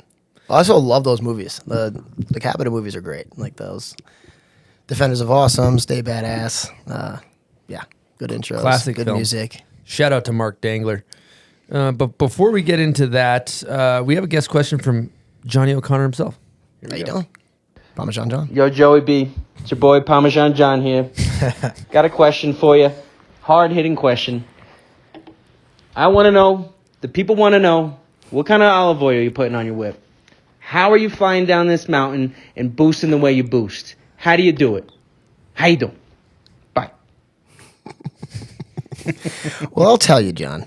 Starts with a little bit of extra virgin olive oil. Light, applies smooth, evenly. Buff it in with some Italian bread. 2-year Reggiano. Go heavy around the edges so you don't clip up. On the down, flat down. How you doing? And you just boost, bro. You just go in and you got to make sure you clear the hump. All right? You got to boost. You got to send it. You're straight. No speed checks. Just go straight in and worry about the rest after that. That's it. Great advice. Great advice. Great advice. Yeah. Just go straight. So you make Bauer's cold brew. Yes. Have you thought about making Bauer's Parmesan and Bauer's olive oil? Where are we at with that? It's production is a lot, but yeah, I'm thinking about taking a trip over to Italy at one point, trying to source out some suppliers, and branding it up. We'll see. I would love to purchase Bauer's olive oil. I don't know, but the Bauer last name doesn't have an Italian ring to it, so we'd have to. What about Joey B? How you doing? Yeah, I think maybe how you doing? Yeah. How you doing, olive oil? How you doing, olive oil? How you doing, Parmesan? This is a how you doing lifestyle. You know, it's not about how you ride; it's how you look and eat. That's it. If you're eating good, you're riding good, you're looking good, you're doing good. I mean, that's it. You know, you're all right. So we'll go there and just keep it. You know. Wow. But yeah, the cold brew is good. Cold brew is good. Cold brew is bomb. Keeps you fired up. For those who are watching, this is the Bauer brew right here. Yeah. What's up with it? Sell me on this. Sell me this cold brew. Well, Chris, do you find yourself wanting that extra boost in the morning but don't have the time to make coffee? You know what? I do, Joey. So what I want you to do is go into your fridge and reach on the door there. We're going to have a nice selection of cold brews, all different areas of the United States. Of the world. You know, Tanzania, Guatemala, Ecuador.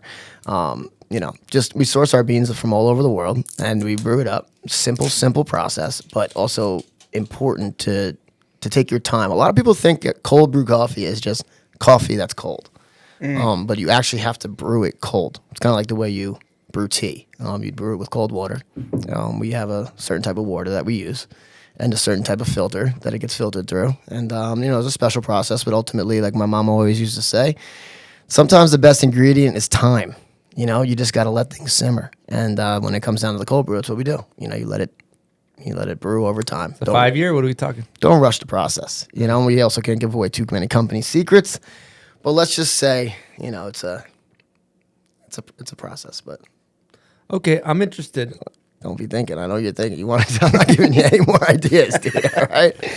A lot of people listen. I want to let you guys know that we're coming out with Bomb Hole Brew. It's a cold brew, and what we do is we actually let it age. Is their secret, but that's coming out next week. I'm interested in this Bauer's cold brew. Let's say I wanted to purchase a bottle. Where could I get it? You can buy it online at bowersbrew.com. We like to offer subscription-based payment plans for our customers, so you get like a delivery once a month. We also do bagged coffee, and we also do espresso concentrate, so you can make yourself a cold espresso. You could add water and milk to turn it into a nice coffee. But mainly the 8-ounce bottles is really like, just being a quick grab and go, quick boost. And it also, it's like, I was always a guy who put sugar and milk in my coffee. And then my brother started making this coffee, and I don't need to do any of that. I mean, it's similar measurements to a Red Bull, at 8.5 ounce. Like, it's just a small bottle. It just goes down quick. It gives you enough energy, and it's healthy. It's not there's no additives, no chemicals, and it sounds very similar to Run Through a Wall smelling salts, doesn't it? To you guys? Mm-hmm. Yeah, it does. Yeah. I mean, if you combine the two, I mean, source the salt similarly. Yeah. Yeah, we have a very rigorous sourcing process as well. Very rigorous. Yeah, the smelly salt is locally sourced. Yeah, it's good beans. Yeah, good beans. So I'm worried about my figure. I mean, a lot of calories in this? No, zero. Yeah, it's just coffee beans and water. That's the only thing that's...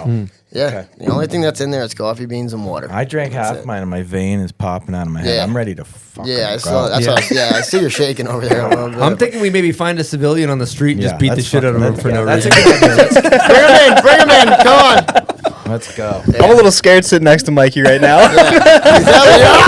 It's all good, bro. Holy shit, brother. Okay, we're fired up. We're getting juiced. You got to stay juiced, And being from New York, the coffee is one of those things that you just love. Yeah. And you want to just, being from New York, you basically just want to maintain a steady line of just being stressed out at all times. Absolutely, dude. You want to be able to rip your hair out at any moment, dude. You want simple tasks that should be kind of calm and peaceful to be high stress. Right. And Bauer's cold brew will help you with that. It will Flip help of you a with switch. Yeah. Yes. Yeah. That's where we're at. It's a good daily supplement. Yeah. I do love, speaking of New York, though, there is, I think, New York, Boston, these bigger cities, especially just maybe East Coast in general, not when you get up in the rural areas, but like, you know, metropolises, if you will. There's just such a stressful, like, high pace of life that is way different, that kind of gets slower as you move out west, I feel like. Absolutely. Have you picked up on that? I have. Yeah, it's the city that never sleeps. It's everyone's kind of on edge. It's interesting to see. I spent a couple days in the city. I'm like, all right, get me out of here. You know, I live on the beach on the east end of Long Island. I don't partake in the crazy cityness. It's like I feel like something's gonna fall on me, or a car's gonna come whizzing by. It just seems like it's a stressful situation to be in. It's a grind. And so the term rat race didn't come from anywhere. It's literally a rat race. It's like from sun up to sundown. Are there literally rats racing in New York City? Yeah, but you don't see them because they're underground in the subway tunnels. But they're racing the shit out. They're running all over the place down there. So let's talk surfing. Surf up, surf Yeah, up. I see you out there getting shacked. Yeah, love to surf. Love it. I live on a pretty decent break. The surf doesn't come that often. It's like similar to how our snowfall is. You know, we get good hurricane swell, stuff like that, September, October. I surf year round, so you know, in the winter, the crowds dissipate and the low pressure systems give you a pretty good swell as well. You just gotta be willing to freeze your nuts off, and yeah, surfing's good. Do you ever wish you pursued a career in surfing instead of snowboarding? I would have had to have started that when I was like 4 years old. I didn't start surfing until I was 15, 16. And then probably didn't get serious about it until I was able to like drive and take myself to the beach, and and then I really didn't get good at it until I lived at the beach, which is way later. Because surfing is one of those things. It's like the wave's always changing, the board's always changing. You know, it just requires a little bit more patience to learn. Whereas snowboarding, once you figure it out, you've figured it out. Now it's just a matter of adapting to the terrain a little bit. But the wave is always changing. It's always different. It's challenging for sure. Seems like you love it. Like that seems like it's kind of your shit. It is. Yeah, I love the beach, dude. Love the beach, love the waves, love just the smell of the salty air, and it is healing. Like I spent one summer actually away from the beach, up in Lake Placid, and everyone's like, "Oh, yeah, just jump in the lake." You know, you get out of the lake and you just don't feel salty. And I just crave that feeling. You know, it's like I crave like just feeling salty and dry and like a dried up raisin prune, just absolutely scorched by the sun. Like, yeah, I don't know why. I love that. Like, it's just something I love. And then surfing too. It's a learning curve. Like snowboarding, I don't know. I look at like Jerry Lopez, for example. He kind of did the reverse migration. He surfed his whole life and then transcended into snowboarding. But like, look how old he is, and look how well he can still surf. And I feel like surfing is one of those things that you can do until your time is up. Because I surf for guys that are 80, 75, 80 years old, and it definitely keeps them young, keeps them in great shape. And yeah, it's just it's easier on the body, on the joints. You know, jumping off your board into some water is way different than, you know, if you're 80 years old and you catch a front edge and you face plant in the snow. I mean, that literally could be it. That might be it. So, you know, it's definitely something for the later days to just always keep doing. You know what I mean? Totally low impact. Yeah. And I want to use that's a front edge. If you catch a back edge, I mean, R.I.P. That's it. Yeah. Yeah. I think that's how I'm gonna go when I'm old. Yeah. Intentional back edge. Well, I have a vision. It's like an intentional kink rail, gap rail. You maybe gap back lip, but you ping on the way up. You go too close. Oof. You just land on the flat on Just your back. on purpose. Break. It's like that, dude, like that the Denver Orr clip. I don't know if you saw Flyway Closer where he gaps out. Oh my and then god! It's like the two he rails. got hung up on the top one. Yeah, that was insane. I think he grew 3 inches just from the stretch of his body, the impact. Like, He also came down with a pretty bad case of scoliosis after that as well, too. Dude, I watched that clip. I was like, holy hell, dude! Like, Just fucking slinky of the vertebrae. just gap out, launch 15 feet to just catch and just hook. And just ultimate stuff. Yeah, person in their 80s, they're not coming back from that. No. They're dead. No. 21-year-old kid, he's good. He's good. He's Yeah, good to he'll be go. all right. Ready to go. Yeah. Yeah, good to go. But yeah, the surfing thing is great, and it's just, you know, another activity, another tool to to keep you traveling and going around and like checking out new spots. I mean, surfboard, snowboard, 2 tools take you all around the world, whatever you need, wherever you want to go, to beautiful places. That's why I always tell people too, like, you know, if you snowboard, all the places I've been in this world, it's like because I wanted to go snowboarding or because I wanted to go surf, and it's like just allows you to get there. If I just wanted to go there just to go walk around and sightsee, it's like, what is that? You know, it's nice. You know, it's definitely a leisurely thing to do. But yeah, you go to Hawaii, you're like, oh, I want to go to Hawaii. All right, well, you want to go to Hawaii to surf, or you want to go to Hawaii to hike? It's like I want to go to Hawaii to surf. Same with snowboarding. Want to go to the Alps? The Alps are good. You can eat, drink, walk around. But then you go snowboarding in the Alps. You're like, wow, this is it's even more beautiful than you could expect. You know, so that's cool. And also from your perspective, you know, a lot of like pro snowboarders have been kind of like spoiled in a way because we just get. I don't know what the fuck these guys are laughing about. What are you grinning about? I don't even know, man. I just love that guy over there, guy right there, Silk D. The producer? Just happy to be here. Silk D, for the listeners, also has a dope ass mullet as well. Yeah, he's killing it. Yeah, we'll put a photo on the screen. Yeah, he will. Actually, when I say we actually mean him because he's the one that edits it. So he's like, I'll take a selfie and put it on there. All right, we're gonna keep it moving. But you know, a lot of people like that sit in that chair. We get paid to go to the Alps and these places, and like, I'm out of travel budget. I can't go anywhere. Like, it's like, you know, you hear that stuff, and as myself included, as just a fucking prima donna piece of shit. but then you get I think it's like, it's fucking awesome that you guys are like, I'm going to work my ass off and I'm going to spend my hard-earned money to go snowboard in the Alps and go, you know, get after it. That's right. Yeah, self-funded. Yeah. Self-funded, yes. Self-funded, no budget, but love to travel, love to snowboard. So that kind of goes hand in hand. And it like, yeah, it's like I always call it my bread and butter because it starts at a certain date and it ends at a certain date.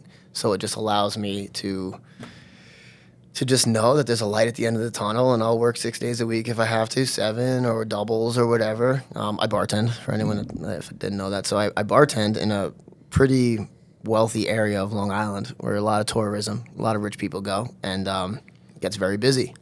And it's busy from, let's say, Memorial Day to Labor Day. But as time has changed, it's busy. It used to be Memorial Day to Labor Day and then cut off.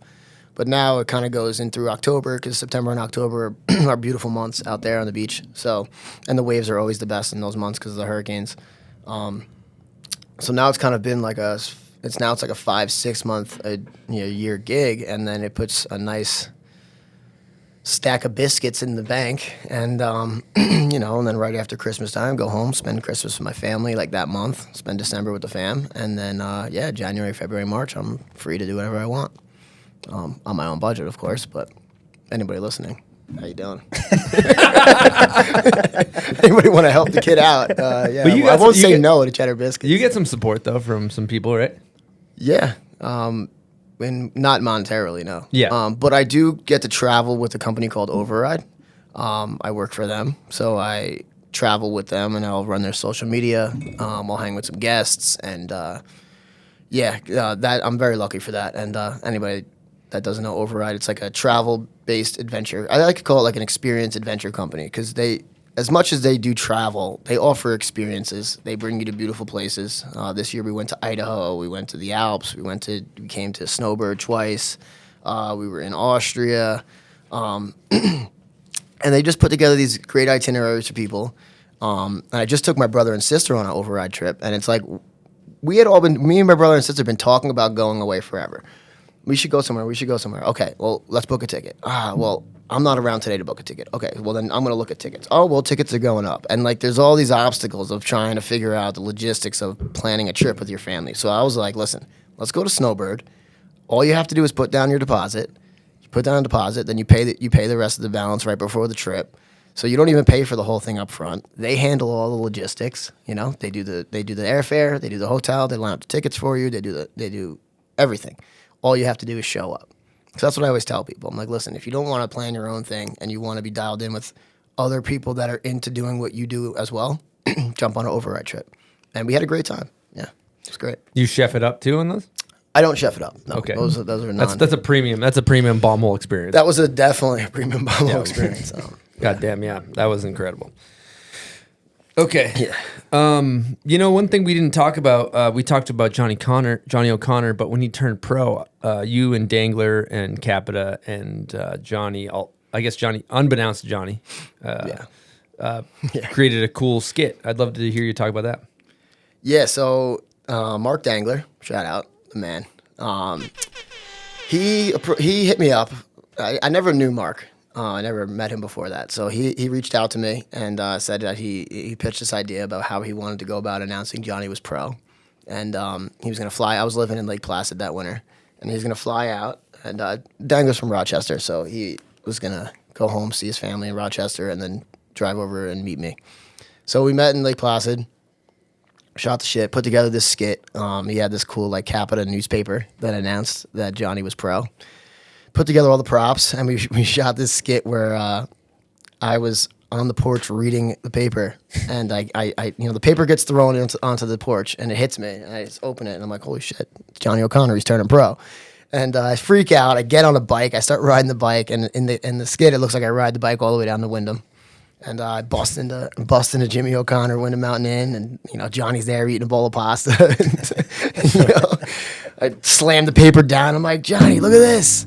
And then the cream of the crop, the Parmesan Don, Johnny O'Connor, he's turning pro for Capita, and then my head explodes into Parmesan, which is incredible. It was a great kicker to the, again, shock factor. Like that video was good, but it wouldn't have been as good. The video was great, but it would have just been good if my head didn't explode into Parmesan. But this whole thing, we had to pretend. So we shot the Lake Placid part first, and then we went down to Wyndham, and I had to pretend in front of Johnny like I had never met Dangler before, because Dangler was saying, oh, Joey's coming down to meet me, whatever. So he didn't want Johnny to know that we had already been working together before we went down to Wyndham. So I had to like pretend like I didn't know Mark and say what's up and play the whole role. And now we're in the Wyndham Mountain Inn area, and we're trying to figure out a way to do the whole like the cream of the crop, the Parmesan, that whole skit had to be without Johnny knowing, because Johnny didn't know he was going pro. He thought that we were filming a skit for a Capita movie. And then like the whole thing was that like the Capita stock was going crazy or something on Wall Street, so that's why I had the newspaper. So Johnny didn't know that the newspaper said Johnny O'Connor turns pro. So we had to figure out a way to get Johnny out of the restaurant for like 10, 15 minutes so we could film this part of the skit. So I was like, man, like I really need some Parmesan for this like part of the skit, blah, blah, blah. And he like brings out this Parmesan. I'm like, nah, this stuff isn't good. It's like too light. Like, could you just go to the store and get some like shredded stuff? And he was like, all right, yeah, I'll go to the store. So he leaves, goes to the store. We film that part of the skit where I announced that he's going pro. And then he comes back and we play it cool. And he films like the pasta part, blah, blah, blah.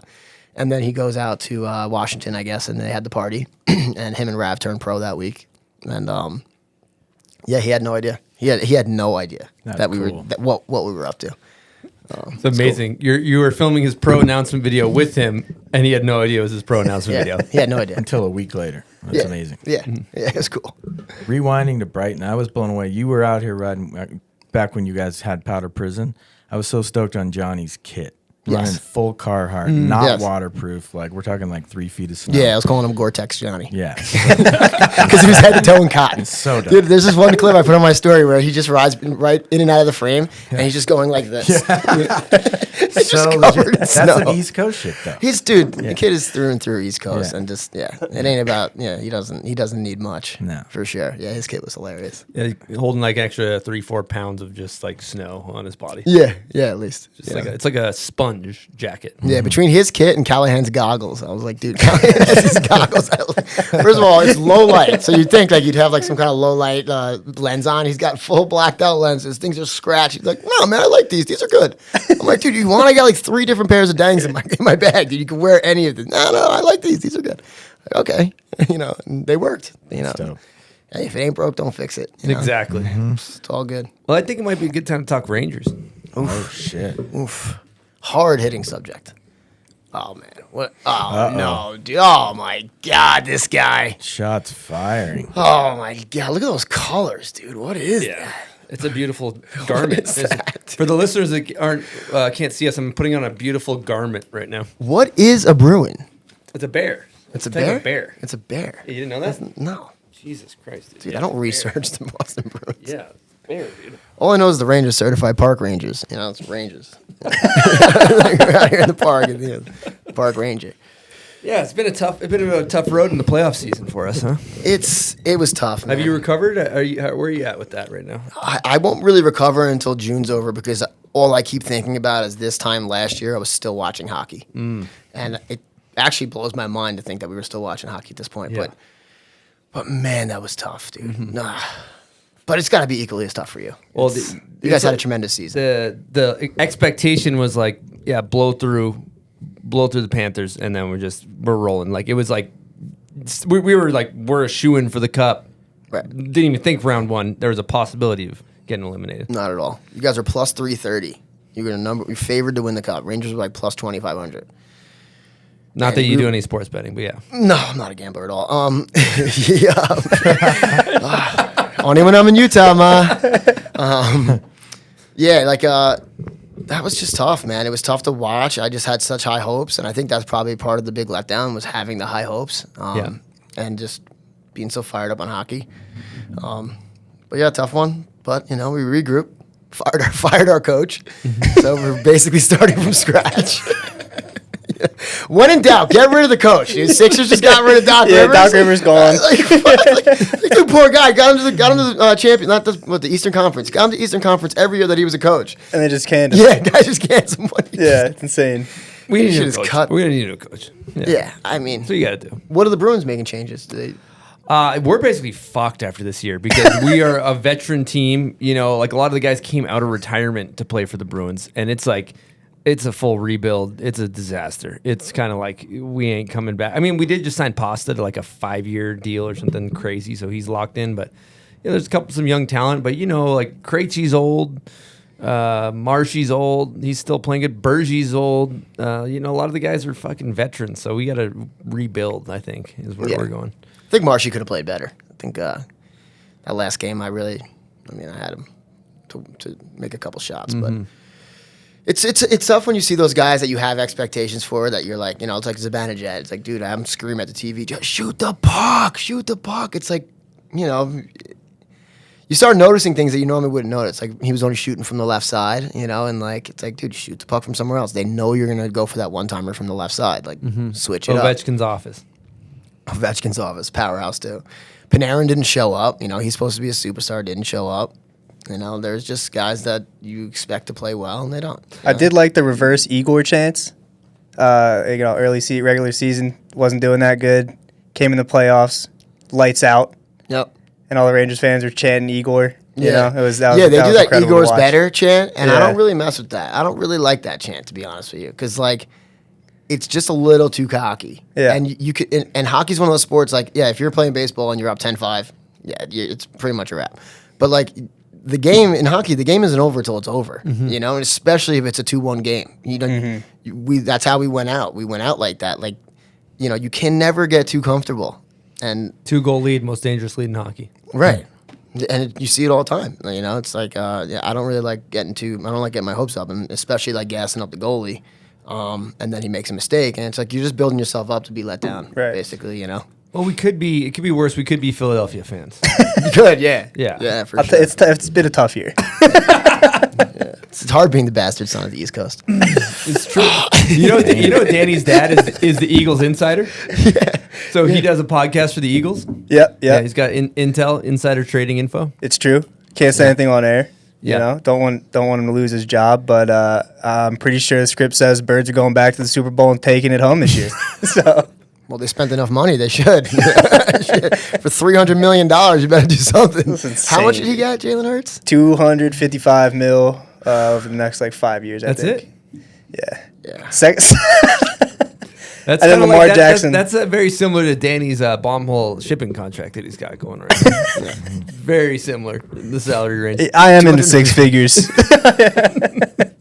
It's a decimal in there somewhere. You know what's great with Danny's dad is that if you got a fantasy football player that's on the IR, you just call Dan and say, "Hey man, you got any intel for me?" And then I can fill you in. He may or may not have info, allegedly. So if you need, when I'm back in New York, you want me to put in some bets for you, let me know. I got DraftKings and Caesars on lock, dude. Well, and you also probably got some relatives that are bookies, I'm guessing as well. So I got a couple guys on the inside. Uncle Jimmy's cooking the books for sure. And he's got a nephew that'll break your kneecaps if you don't pay as well. So you're set up with Old that. Tough Tommy. Yeah, pay up or disappear. That's kind of how it works. It's up to you. You could do either one. Is that one of Ice Coast Kill Shit's mottos? Is just pay up or disappear? Yeah. Is that what you say? No, we say throw down. Yeah, if you don't throw down, you get out. You're done. That's it. We'll take you on a trip to the Verrazano. Put you where Hoff is at. I liked what we were just talking about off air in the lobby about how snowboarding is kind of a small market. I don't think a lot of people don't realize that. No, it's very small. It is. It seems bigger than it is. It does, and I it's a big problem with snowboarding. I think the barrier to entry, I think, is one of the bigger obstacles. Whereas surfing and skateboarding, you want to skate, you get a skateboard, you go on the parking lot, you skate. You want to surf, all you need is a beach. Snowboarding, you need a lift ticket, boots, bindings, jacket, pants, gloves, permission, a car, gas. There's just so many more obstacles to overcome just to get on the hill.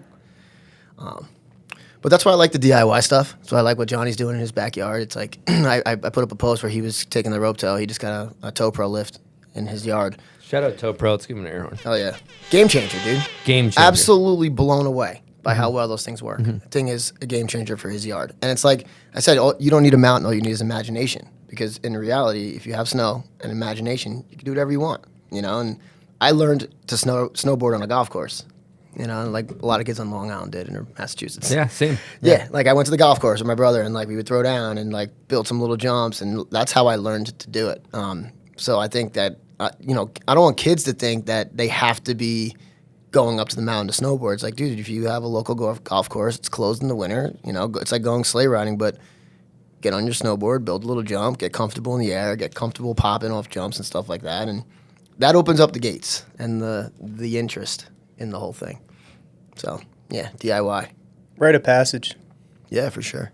The old golf course shred. And then even just open up if you open up the gates, if you really think about snowboarding, it seems like it's bigger than it is. Like, for example, this few weekends ago was Supercross here in Utah, and I don't know how many people are in that stadium, maybe 60, 80,000. I'm just 40 to 80,000. Roughly. I have no idea how many. It's a football stadium. A lot of people usually play in a football stadium. Entire thing sold out.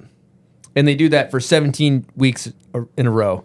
And every single one of them, just the amount of people that show up to watch it, it's just got a bigger audience, right? Yeah. And that's like pretty small compared to hockey or baseball or F1 or whatever, right? And it's kind of like, and then at the bottom, then you have motocross, then maybe you have skateboarding, and then like below that you have snowboarding. And so we're this tiny market of people that like, I don't even think you could get to fill a quarter of a stadium once a year, And so I think it's kind of like this illusion of snowboarding being this thing that's bigger than it is. There's a lot of people that ride the hill and that go snowboarding, but aren't interested in the culture, the sport, the fabric beyond just the fact that they own one, it's their garage, and they go twice a year. Right? Yeah, that's a tough thing to branch away from. But it's also up to us to like the Bomb Hole Cup. It's for everybody. And I think like snowboarding needs events like that where the pro that you think is larger than life is like right there in front of you shooting the shit. It's like, especially with today's day and age of social media, like back in the day where you had to buy a VHS tape to watch a video, pros were larger than life. And you could be larger than life because you don't have accessibility to their lifestyle and how they live. And but now with everything that's changed with social media, it's like, dude, you see Jeremy Jones, you say what's up, and he's cool as fuck, and you're like, what up? It's like the homie, and you just meeting him, and it's like this guy that you've been watching your whole life snowboard and like been idolizing, and then all of a sudden he's just like the guy that's cool and it's all good. And like I think that's important, especially for building up the sport and the market of snowboarding. Like, dude, that kid who just met his lifetime hero is so stoked. That's it. You got a snowboarder for life now, And I think that's goes a long way, Totally. It's important. Yeah, absolutely. Yeah, the snowboarding has a lot of segregated events where it's like your pro event or your like feeder event, but there's not even really that many events for like beginners, you know. Yeah. That's like that's what we could really nurture that part of the sport. It's like a lot of stuff for when you get really competitive, but there's not really like a feeder system to get you there, you know. I mean, maybe there is, but it could be better. A lot of times it's about competition always too. So event is the word you keep using. It's more like somehow to make it community. Right. Yeah. Event competition. Like, you know, it's, Yeah. Like USASA, competitions, not events. You know, Baumhole Cup, event. You know? Yeah. Yeah, but I think even like where we could be better is like having beginner classes. And let's say it is a competition. You have a beginner class. Well, what constitutes beginner? Well, maybe it's haven't been snowboarding for a year, snowboarding for under a year. Okay, oh, damn, I've been snowboarding for 3 years. I guess I can't be in the beginner. But like, you know, just saying that, then you're like, damn, all these people are just figuring it out and getting into contests. You know, I had people come up to me at Baumhole Cup, a lot of them, that kept saying, you know, this is my first time ever racing or competing, and it was because you mentioned it was an all ability levels competition, like when we were at the gate, and I'm like, oh, that's really cool, you know, like, and they're like, it's just a bank song for one of the days, but it's a big deal for people to sign up and put themselves out there, but it's fun as shit. Right. Yeah, I met a lot of parents too that were competing, but typically they would just be bringing their kid or whatever, maybe vice versa. That's it. But it's the dad of the girl that's like, you know, the top border cross women's racer was there, but her dad was also cruising. Yeah. Which was dope. Totally. Yeah, it's good to be relatable. It's good to be to open things up and not be so closed off for sure. Don't gatekeep. Don't gatekeep snowboarding. You know? I like the bank slaloms too. Are cool, man. Because like it's just. I mean, when I used to race in the USASA, like I started racing because I would get out judged by the local kids in Vermont. Like I would do rail jams. I'd know I was doing better tricks than those kids, but they had their parents were the judges or they were local Vermont kids, and they'd be like, you know, we're gonna score these kids who are locals better than the kid from New York. But when you race, there's no argument. You cross the finish line first, you're the winner. Yep. You know, so it's kind of was like, all right, well, I guess I'll start doing border cross because I just want to win events. I just want to get medals. I want to get to nationals. How am I going to do that? Well, it's not going to be in the Southern Vermont series. It's going to be racing, you know, or doing border cross. That's why it's so cool to see Noah, because Noah isn't from Vermont, and I mean he goes to SMS now, but yeah, like the kid, you know, he was a city kid, and he just throws down and is such a good kid and so disciplined, and you know, it's he's making a way for himself how he wants to do it, but he always, you know, he had to go up against those local kids just like I had to do, you know, and really prove his worth out there. It's hard. We're going to get into another Patreon question because we were kind of talking Baumhole Cup. This pertains to Baumhole Cup. This is from Patreon member Jimmy Van Buren. You were electric on the mic at Baumhole Cup for 2 days of mayhem. I have two questions. One, what do you do to get in the zone to bring that kind of energy and stallion-like stamina to the MC?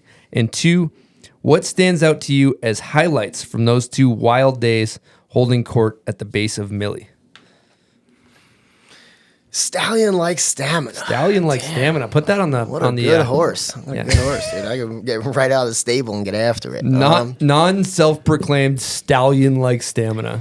You know, it's funny because I think about that too. Like sometimes when I'm leaving the house, for example, I'm like, all right, how's it gonna go today? You know, and you know, you don't know. Just normal day. You know, you have your breakfast, you have your coffee, you boot up, and you go out. But then as soon as the mic, you know, gets in my hand, I don't know what, dude. As soon as the mic gets in my hand, so you get possessed. It's like this thing, dude. It's like, oh man, now I got the mic and I got like a voice and I can get after it. And I also feed off of everyone else's energy. You know, you see the look around, people around you, and they're all stoked and fired up. It's like that ramps me up more. It just makes me want to, you know, start off slow and then all of a sudden you're hitting 5th gear and you're. Dude, you and Todd Richards together, it is like, dude, my stomach was fucked up from like I had done an ab workout. Dude, he's hilarious. Like we were going back and forth too. Like I was feeding off his energy, and like he would be firing off a joke, and then I would reply with that one, and yeah, you know, and that's like what makes it. You know, that's how you really get in the zone for sure. Yeah, he's a banter god. And then part 2 of his question was what stands out as a highlight for you of those 2 days? Stand out from those 2 days. Well, aside from the cuisine at the Baumhole House. Phenomenal. Food was delicious. I'd have to say the split board race. That was electric. I mean, is that the first one ever? Right? No. We cannot take claim No, for that. okay. No, So not the first one ever, Yeah. but it's the first Dirt's one I've ever seen. Yeah. But yeah, that was a standout, laugh out loud moment. Definitely funny to watch. And yeah, between that and the limo. What about the guys at the top of the split board race when they were falling backwards and like pinballing? And, like it was like a bowling ball. Like it was the course was so steep that they'd slide backwards and take everybody else out. Carnage Corner. Yeah, Carnage Corner. Yeah. and then Bush is like, I started that. That was I did that. Bush like took full credit for that one. He was like, dude, that was me. I started that one. Once I got to that point, I couldn't get up anymore. I couldn't go. Also, we were lighting up Hard Booter, and he won. Hard Booter took it. Dude. Go figure. I mean, talk about taking that hate and doing something with it. Like, we went in on this dude, and what did he do to respond to us? He freaking won the race. All we did was make You guys fun of want to Hard hate Booter. on me? Go ahead. Fucking laughed everybody. And then Hard Booter took a casual approach at the beginning. You know, he didn't go out sprinting, and then he knew as soon as he made it to the top. Slow and steady, the tortoise in the hare. Yeah. Whereas Bush was like, he looked like Usain Bolt heading out of the game. Oh, dude, I've never seen anyone move that fast on a split board before. And then a couple people flanked right too early, and they missed the turn. That was a good one too. But yeah, that was fun. That between the split board and the limo was definitely my highlights. You know what we should talk about? You know, we were derailed from surfing, but I was really liking how you were talking about like life of a pro snowboarder versus life of a pro surfer. It's fascinating to me of how bad of a decision we made to pursue this. We really signed up for pain, torture, miserableness. No, like, you know, I was saying like the best job. I was thinking like if you had to think of a really great job, being a pro surfer is pretty great. You know, you get to travel around the world, surf perfect waves. Oh, no, I was saying like, you know, you're talking to your filmer, you're like, all right, well, we want to make a movie this year. All right, well, we're going to go to Hawaii, then we're going to fly to Fiji, and then the Philippines, and then back to Hawaii, and then we're going to catch a swell in California, and then we'll see what we got from there, what kind of clips. Whereas snowboarding, you're like, all right, we're going to make a movie. All right, we're going to go to Saskatchewan, Canada, and then we're going to go to Norway after that, and then probably Finland. And then we're going to drop you off in the middle of Kazakhstan and see how you boys do out there. Yeah. And whoever makes it back, yeah, you got a part. It's like, and also like the spots too. You're not like surfing, you just show up and ride a wave. Yeah. Snowboarding, you're like getting kicked out because you're throwing snow on a sidewalk somebody just shoveled. Yeah, it's cold. You're getting kicked out. You're shoveling. It's freezing. You know, it's like surfing. You know, you surf for 2 hours. You go on the beach, drink beer, hang out, relax, go back out, surf a little bit, just get barreled, surf perfect waves and beautiful warm water on the beach. Like, yeah, snowboarding is a big difference. Big difference. But hey, that's what makes us, you know? Like, that's what makes snowboarders tough as nails, dude. We're not soft by any means. You know, it's not easy. So, Joey, I'm going out to Brooklyn soon. I got to come to your bar. I want to rewind to that. Yeah. Like, tell me about that. I think you would be the most amazing bartender. It's a good time, you know? You got to give the people what they want. Yeah. You know, and that requires just getting fired up, pouring up shots, doing whatever you got to do. Yeah, just come on out. I'll make sure you guys get taken care of. Yeah, what's the ticket to being a good bartender? I feel like you got it, but Faking the funk. Faking it till you make it. Like I always tell people, too, if they're just starting, 50% of bartending is making it look like you know what you're doing. You know, as soon as you look like you don't know what you're doing, the customer's like, oh, what's up with this guy? But if you you could just be bashing shit over, breaking glasses, whatever. But if you're cool and casual about it, it doesn't draw any red flags or any eyes. But as soon as you're like, oh, man, I'm sorry, I messed that up. They're like, oh, does this guy really know what he's doing? You just got to fake it until you make it. Are you rolling the Joey B behind the bar? What's the vibe? You want the Rangers jersey? Yeah, typically. I mean, I would have the jersey on for the games, and I will like in the fall when we start it up again. But yeah, it gets too hot. I won't be, you know. And I also have to be careful because I do get like people that know me from the internet that come in. They're like, "Oh shit, Joey B's working." And then That's sick. It turns into a whole thing, but I embrace that. You know, it's it's actually fun for me. What's up with the gong behind the desk, behind the bar? The gong is that's the tool to get people ramped. So like you have like this, you know, you're getting fired up or whatever, and then somebody's like, dude, you know what? Pour me up 15 shots, and then they slap 100 down the bar, and I'm like, how you doing? Bah! I smash the gong because, you know, like everyone has like their little bell. But like, yeah, I have a gong, and my knuckles are in the summer. My knuckles are just swollen because I just punch it with my hand because I don't want to take time to get the stick and bang it. So I just punch it with my fist. sick. These 2 knuckles will just be like extra, swollen. But If I was at that bar, I'd be fired up. yeah, that's what I want, Yeah. Danny. That's what I want the customers to feel. You I want the smack customers- gong, I'm going back-to-back shots. I'm going to the ATM. I'm taking all my money out. I'm giving bashing. it to Joey B. Well, lucky for you, we have an ATM right at the bar. So you can take out money all day, bro, and I'll be there smashing that gong. I've had people pay me just to hit the gong. Here's $20, hit the gong. I'm like, dude, I don't know. It's 7:30 and Friday night. It's like dinner service. Like, smash the gong. I'm like, okay. So sick. The whole dining room turns around. It's like quiet. You can hear a pin drop, like French music playing. And all of a sudden, I'm like, bang, smash the gong. And like, the whole dining room turns around like, 20, I'm sorry. So where can someone get a drink if they want to come see you? Well, if you You want to throw it out there or no? I mean, yeah, you come out to Montauk. I work out in Montauk. Okay. You got to find me. All right. To say the least. I like it. Yeah, but I'm out there and very lucky to be out there. I love it. Right on the beach, and it gets me to surf and lets me work. Surfing, living, and working are all within like 5 miles of each other. So I ride my electric bike all summer. I don't really drive, and cruise to work, cruise back, cruise to the beach, and yeah, it's a good life for sure. What are we talking on the e-bike? Parmesan wheels of cheese for the wheels or actual wheels? Yeah, I actually have like these thick pieces of Parmesan that I put between the spokes. So when I ride, it sounds like a motorcycle. And you get the scent while you're riding. Yeah. And then people follow the trail, they pick it up, eat it. I got birds following me, squirrels. Yeah. Parmesan seat, Yeah. When you change gear, does charcuterie like shoot out? Or what? Yeah, no, it's like I open up the trunk. I got the trunk and I got the charcuterie board laid out there. Yeah. But I told you, I am aiming for Parmesan wheels at one point. I do want to have all 4 Parmesan wheels on the whip. How you doing? Enterprises needs to take off. Yeah, You guys yeah. should sell charcuterie boards as well. Yeah, that's something I would think like about. to purchase one. Consider one sold already. Okay, all right, charcuterie boards noted. Well, you live on the beach. You like surfing. You like snowboarding. All right, be honest. Which one? It's a tough call, dude. You got tough. it. You have to pick Choose one. wisely. Snowboarding. Okay. All right. Hands down. Okay. Because there's listen, surfing is beautiful and I love it and I love, but it's just so selfish. It's very like I'm out here for me. I'm not here with my boys. I mean, I go surfing with friends and then I don't even speak to them when I get in the water. We get in the water, I'm like, oh, I haven't seen this guy in an hour. Where the hell is he?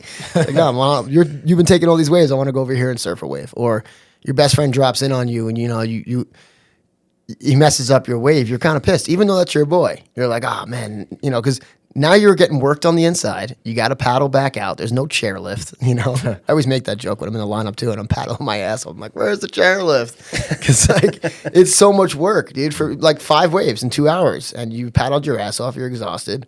Whereas snowboarding, you can snowboard from 9 to 4 and still have enough energy to go to work after. You surf for 2 hours, you're wiped. But also like snowboarding, you're on the chair with your homies, you're hooting and hollering. It's just way more communal and it's just way more of an event.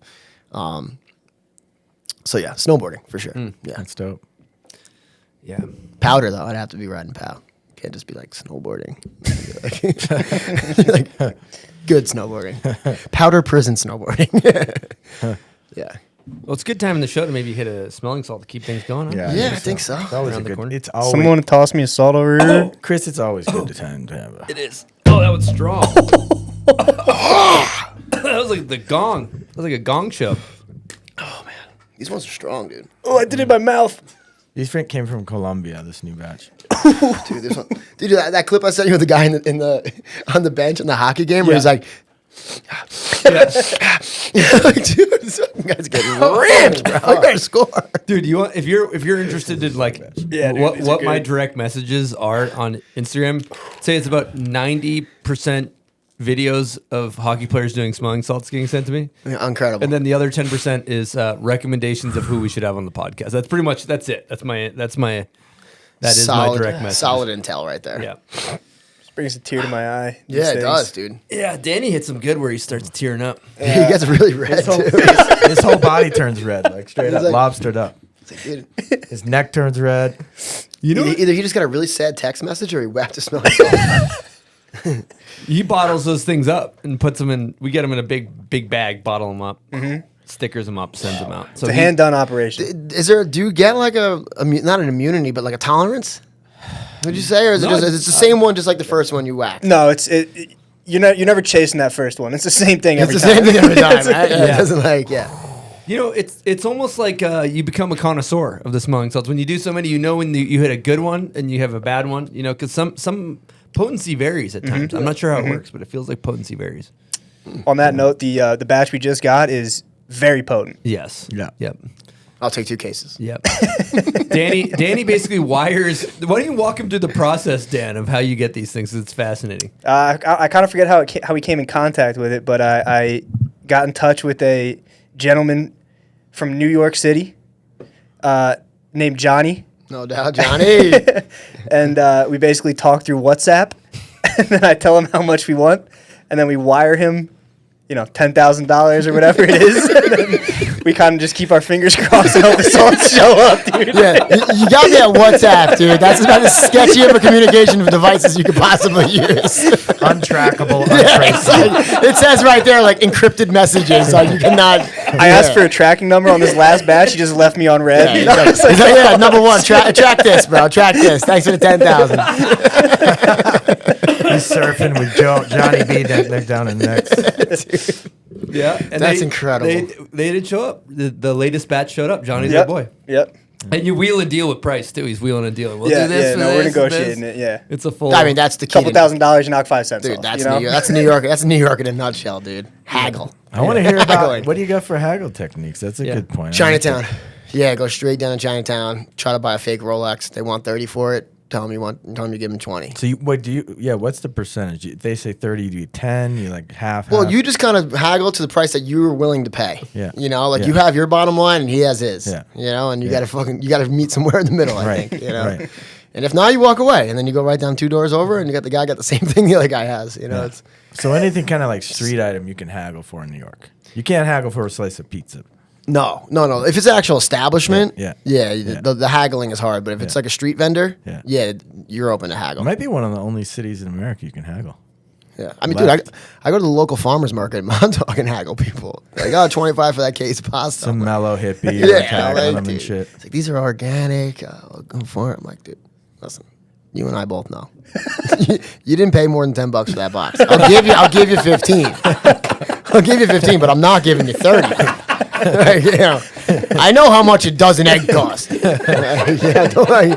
I know, you got inflation and supply chain issues, but come on, for real. Who are you kidding? That's so dope.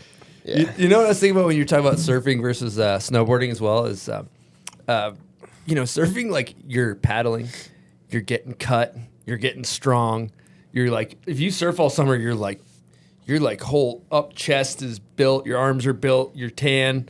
Like snowboarding, like you don't really get any exercise. Like you almost need to be like a little bit fat to like deal with the cold. Yeah, you gotta have a layer on you. You gotta have a layer. Like you work on that. You start working on that in the holidays, and it carries you all the way through the winter. Thanksgiving it starts. Keep going. Don't work out. Maybe stretch a little bit. Don't work out though. And then just keep that going until spring, and then it's time for the shirt to come off on the beach. You start questioning yourself. What did I do here? Mm-hmm. Yeah, it's a different vibe. I mean, there's this exercise there. I mean, I know, dude, when I come here, like the hiking and being winded, like you got to have some good endurance. Like seeing some of these guys go out on splits, and it's a lot of work for sure. Like that's definitely a workout. Mm-hmm. And it's nice, like when you have the balance. You have surfing in the summer, so you got all that upper body workout, and then in the wintertime, you got the leg workout. Mm-hmm. And if you're riding a lot of powder, it's just one leg. Yeah, your back leg is like cooked. It's like I think I saw a meme one time, and it was like a guy like his right leg it was like his tree trunk, and his left leg was like a chopstick. It was like, dude, I've been riding powder for 60 days. That's so sick. Dude, something like that. It's so ridiculous.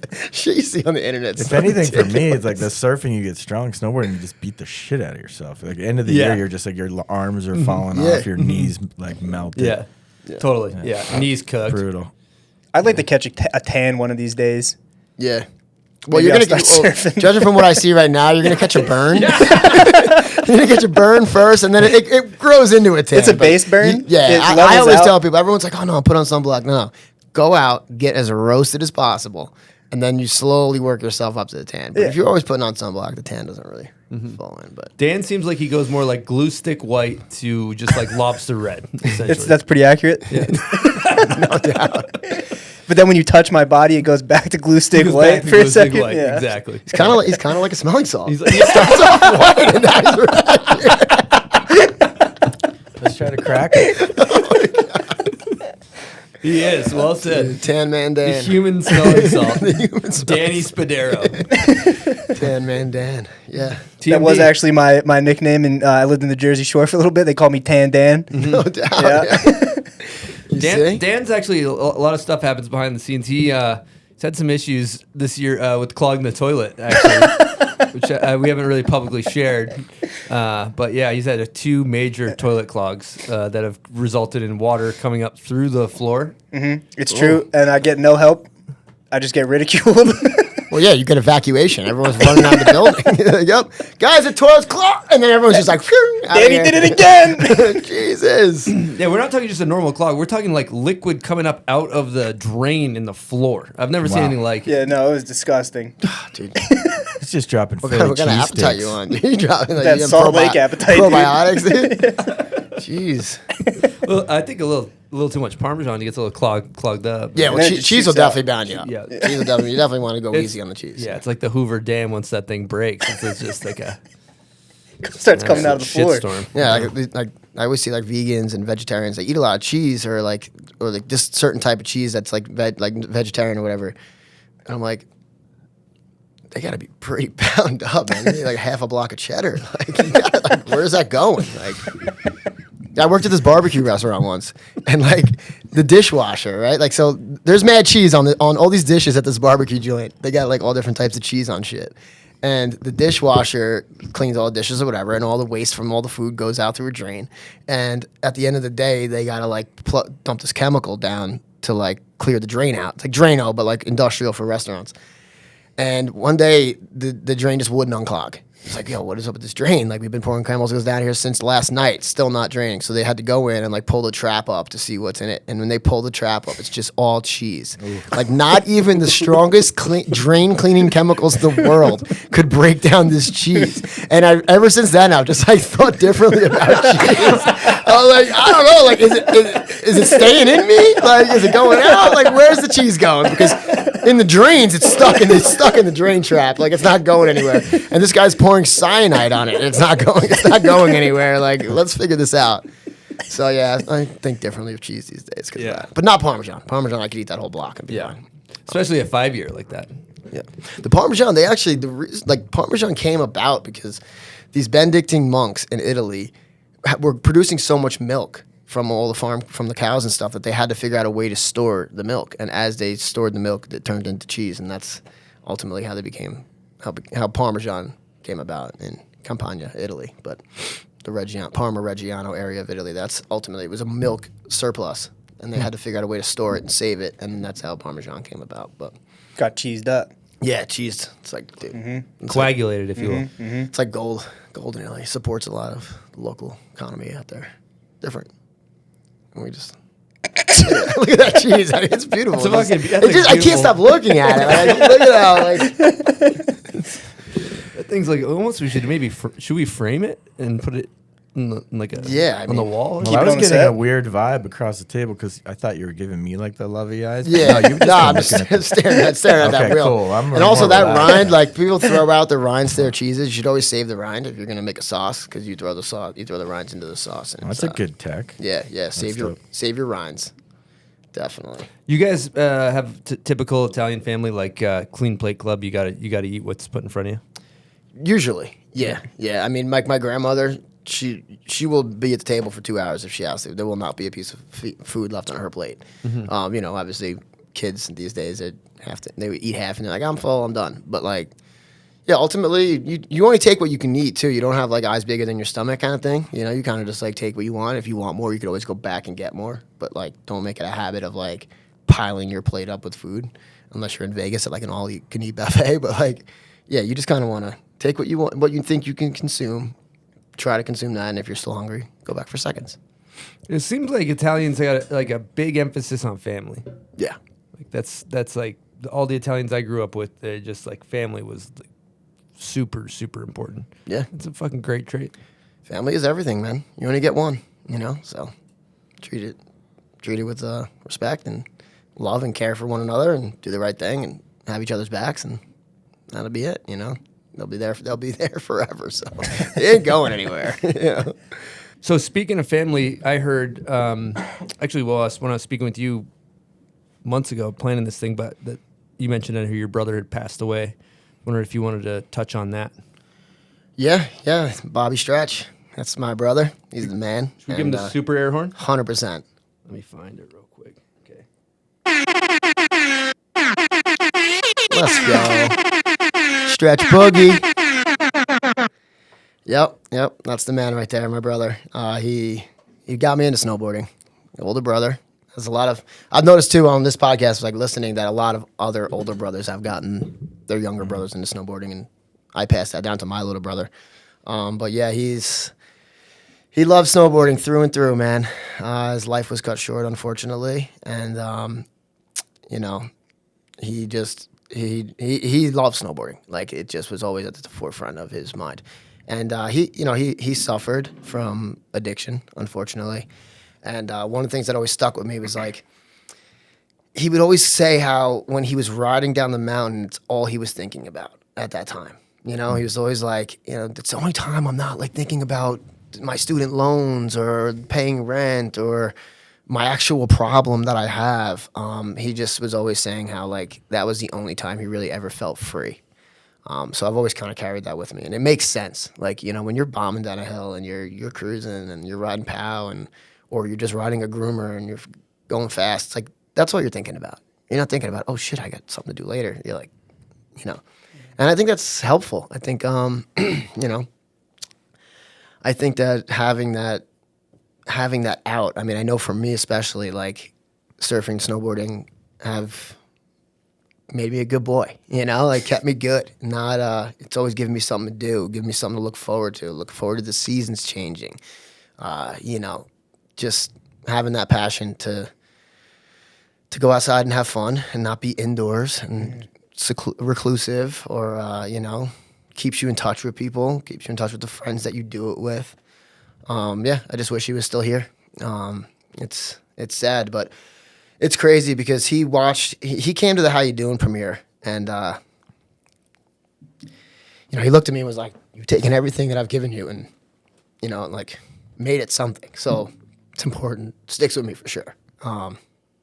So it hits hard, but I'm so happy he was there for that. And then, after that, things started happening for me. Like 2015 was when How You Do the movie came out, but then, like, that's when I started getting contracts with Hunter. I started getting invited to places, and like, my snowboarding started to grow. So I can't help but think that maybe he took part in that in some way, for sure. So 100%. Yeah, awesome. He's definitely an angel out there, and it's unfortunate, and like I said, you're gonna get family, you only get one, so keep them close for sure. Definitely. Absolutely. Rest in peace, Bobby Stretch. And I actually have something to leave here. That was his. We had, like, these memorial bracelets made, and I want to just leave one here because he's definitely here in the booth with me. So for sure. Fuck So love you, Bob. Shout out Bobby. Love you, Yeah, Bob. I'm sure he's so proud looking down too. I'm sure he's fucking hyped. 100%. Yeah, 100%. love But that. say no to drugs, kids. Don't be an idiot. Don't let those stupid fucking things cut your life short, because life is worth living for sure. So Wise words. Wise 100%. words. And thank God, he introduced you into snowboarding and fucking the community that it's brought you to. It's like, goddamn, dude. Dude, I'll never forget. Like, I'll never forget the day I learned. Like, we were at Vernon Valley, Great Gorge, Jersey, which is now Mountain Creek. It's where I learned to board. It's where I learned to connect turns. Like, I learned to board on the Cold Spring Harbor Golf Course, but, like, where I learned to connect turns was in Jersey at Vernon Valley, and I'll never forget him being behind me, being like, heel toe, screaming, like, heel toe, and just like that, even though that was when I was 12, like 28 years ago, and it's still as clear as day right now. Like, I could hear it. It's crazy. So, yeah, he showed me the ropes, you know? And then he moved out to Colorado for a while, and he loved it out there, man. He loved it. He loved riding powder, for sure. It was his thing. Freshies for life. That's what we'd always say. Oh, is that where Freshies Media came from? Freshies came from like our little like household crew, you know, we had Freshies Media, which is like my email, but it was like our filming circuit at the time. We would make videos and call, you know, Freshies Media was the production company. Not even a company, just our imagination of a production company. We weren't actually a legit production company. But yeah, like Freshies Media was our thing, and Freshies was like always the term that we used for Fresh Pow. I mean, everyone uses that. And yeah, he would always say Freshies for life because, you know, for him it was just always about riding powder. Mm-hmm. And he loved Powder Prison. He had his share of Powder Prison days up at like Keystone and shit. And like he'd always be like, "Oh, I'm stuck up here. There's nobody here, and it just snowed 2 feet." So hence, you know, getting stuck up here, you know, a month ago, being like, "Holy shit!" Like this is like we were the only ones on the mountain that day. Like the Monday we had Powder Prison. Then the next day they closed the road in the morning. So we had Brighton. We stayed up at Brighton. We had Brighton to ourselves until like noon. Like we were riding Millie with nobody else getting online for probably 3 hours, and it was just like incredible. Unreal. Like, oh my god, you know. And then that day that I was supposed to do the pod, the day before the pod where they closed the road, it was like a bluebird, but the mountain was closed. So we went for a nice little hike and just, you know, built a little popper off a cliff and just spent the day in the woods. But yeah, Powder Prison is. That's a sentence I'm willing to do. Whatever, no problem. You know? Now, earlier I was just doing a little bit of math, and you notice I learned how to link turns together when I was 12. That was 28 years ago. So I'm just getting, give or take, just allegedly 40 years old. I just want to highlight the fact that, like, you know, we are adult males that are like late 30s. Mikey's even older, you know, 40s, whatever. And like, you're like waxing your snowboard with like a loaf of bread and Parmesan and a Rangers jersey, and like that's fucking nailing it. You know what I mean? Yeah. Like, it's like, you know what I mean? Like I think like what kills. I really think like snowboarding it like keeps you young, and some might look at it as immature, but it's like we're still having fun, and that's what keeps you young, right? And that's 100%, amazing. 100%, dude. It's, you know, it's a lifestyle. Like. All of us, you know, I just turned 40 this year, and like it was like, holy shit, I'm 40, you know. But like at the same time, I'm like, 40, all right, whatever, you know. Like just another year. Mike is 50. He's cracking eyes off of 20-foot cliffs. Like, it's like, you know, it's all good, you know. And it's like we're so lucky, you know. It's like I hate when people put a cap on things like, oh, you know, oh, you're 40, like you shouldn't be snowboarding. It's like, what do you mean? Why not? I just snowboarded with a guy who was 65. He's killing it. Loves life. You know, he has a job. And, you know, he provides for himself, but his passion is snowboarding. And, like, that might prevent him from going to the bar after work. Maybe he's thinking about getting up more early on Saturday morning instead of going out Friday night and getting whacked. Like, you know, like, it you know, there's no, I hate caps, dude. Don't put a cap. No cap, you know? Like, just go and go. And, like, if your body's telling you to slow down, then slow down. Or get in the gym, work out, stretch. You know, change your diet. Like, you know, I'm around people all the time that make excuses. Like, oh, I can't, dude. I don't want to. Yeah, it's like, yeah, well, you can if you want to. You know, like I've always made it a thing to never miss a season. Even when I tore my ACL, I got surgery in October, and I was back on snow by the end of February. Not leaving the ground, but I was like, dude, I can't miss a season. I can't miss a season. So 28 years straight of just hard ice, ghost, back breaking, knee busting snow, you know. And, yeah, no cap. I like actually what Todd said, because someone was like, when Todd put out that clip of him doing the line at Mammoth, and he did like the front 3 and the cab 5 and the back 1 or whatever, people were like commenting, still got it. And he's like, I never lost it. Yeah. What do you mean? Like, For you know, sure, don't, like, sure he's hasn't. like, he said it on the Monday Mass. He was like, dude, I just hate when people say still got it. Yeah. He's like, you know, he's like, I've been chucking 5s and 3s forever. And it's because I didn't stop doing that I can still do it, you know? So something to look forward to.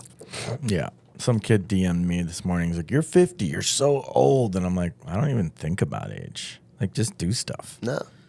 Like, like in the sports. second you start labeling where you're at is when you're going backwards. Yeah. You know. And then also doing it. Yeah, I- just do it. A body in motion stays in motion. Yeah. You know, if you become stagnant, you will become stagnant. Yeah. You know, You know what I like to say? The motion is the lotion. yeah. Yeah. True. Yeah, and then if you drink a pint of olive oil on top of that, then you're greased. You're gonna be 125 years old. Exactly. Mike's gonna be 100 at the top of the killer cliff at Brighton. Yeah. Ready. Dropping. Yeah. And Sepultura. You need metal. You need heavy metal. In my experience, heavy metal. Yeah, dude. Whatever fuels the Yeah, fire. whatever goes. Just don't let the For fire you, go it's out. olive oil. For me, it's metal. That's it. Any other pointers, Mike? Tricks of the trade. Well, good. He nailed them. Olive Like he oil? nailed it. It's like be with people that are motivating to go with. Have a community. Eat well. Those are the big dogs right there. Keep it moving. Yeah. Keeping it moving is another good one in terms of like the motion is the lotion as well. Is even it's like this. It's like when you're sore, sometimes you don't want to do stuff because you're sore. But then when you actually get moving, the motion is the lotion, and you work through the soreness. It's like if Yeah. you were to sit all day in your soreness, you'd be more sore. But if you get up and you get moving, Yeah, it's like a physical form of if you just sit around, it's like a physical form of like being stagnant. you know? Atrophy or Yeah, something. it's just like They say after your long hard day of snowboarding, go for a walk 30 minutes or ride the bike for 30 minutes just to keep it moving for sure. Yeah, I mean, that's, how many times you've woken up and been like, oh my God, I'm so sore, but you Yeah. have to go back on the hill Yeah. for something. And then by noon, you're like, You don't even remember. you don't, yeah, you already, Yeah. you already forgot about it. Yeah. What Forget I- about it. I usually I get what I do is I get the olive oil IV bags. And Those Yes. work. I inject that Yeah. See, that's before and a after. pro tip. Yes. I do the Straight eye into the drops bloodstream. too. Yes. Eye drops, Yes. olive oil, But eye yeah, drops. keep it moving. And like going off of that, I want to speak about my boy Haynes because he is mental. Like he could do anything. He would work all day and ride his bike after work 100 miles. And like just his whole life, he was always putting himself past his abilities. And then he sustained a really bad brain injury, something that nobody should ever survive. Like if I could show you guys what this kid fell down, it's absolutely baffling to me that he survived. But after the whole thing passed and I thought about how he lived his life prior to that accident, I was like, he's been training for this his whole life. Like we always thought like it was crazy that he was, he would go into work early, leave late, get on a bike, ride 100 miles, go home, make dinner, and then get on an exercise bike and watch a Rangers game. I'm like, dude, this kid's a freak. Sick.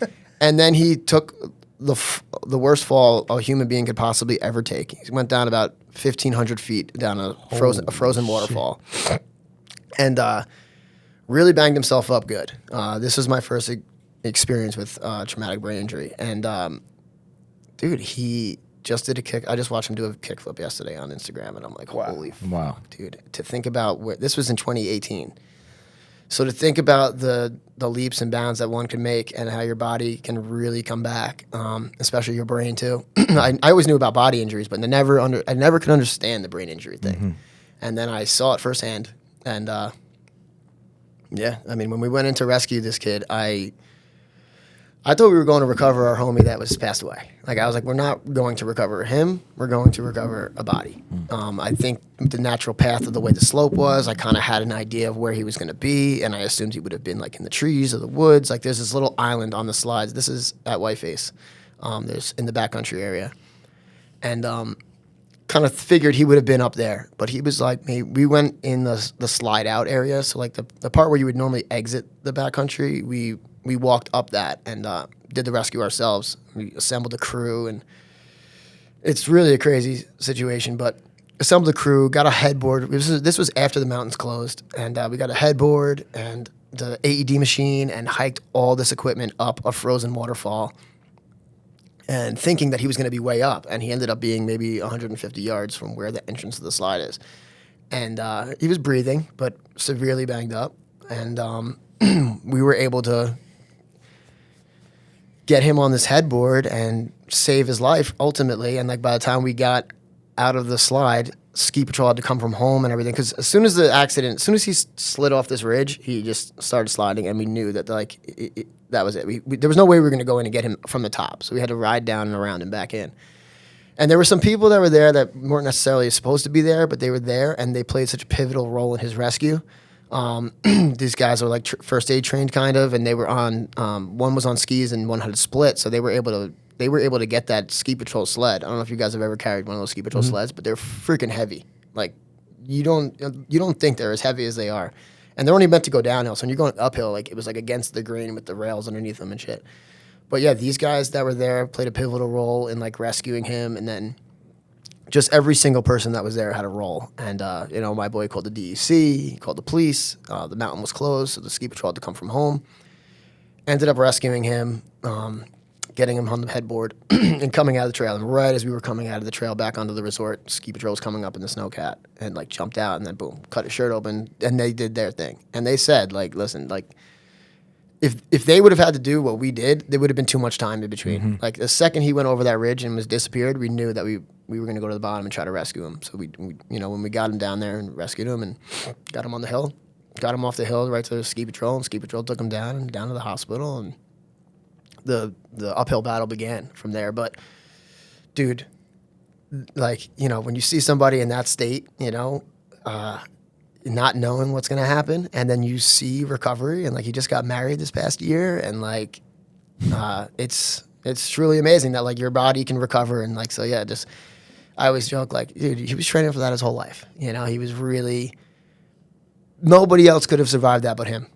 And yeah, dude, it was crazy, but he was one of those kids, freaks, riding the bike at 8 o'clock at night watching a Rangers game. It's like, shout out John Haynes. I know you're gonna listen to this episode. I love you, buddy. Yeah, you're legendary. That's you're an incredible, absolute legend, dude. absolute ex-homie, Ice Coast, tremendous snowboarder, and absolute amazing human. And I'm proud of you, buddy, killing it. Beast mode. Good looks on you guys saving his life, doubt. man. It's really special. Those stories are also really special, and good recommendations for anybody listening. Like those first aid courses and those Avi courses, great for giving you a little confidence in situations like that. And Absolutely, you guys were able to handle that. And a couple of those guys ended up doing like the wilderness after that. The woofers. Yeah, like after that experience, they got their wilderness training because I had to leave. I couldn't stay up there anymore. Yeah. So I went back down to Long Island, and a couple of the guys that stayed up there got their wilderness training, and because they're in there all the time still. Yeah.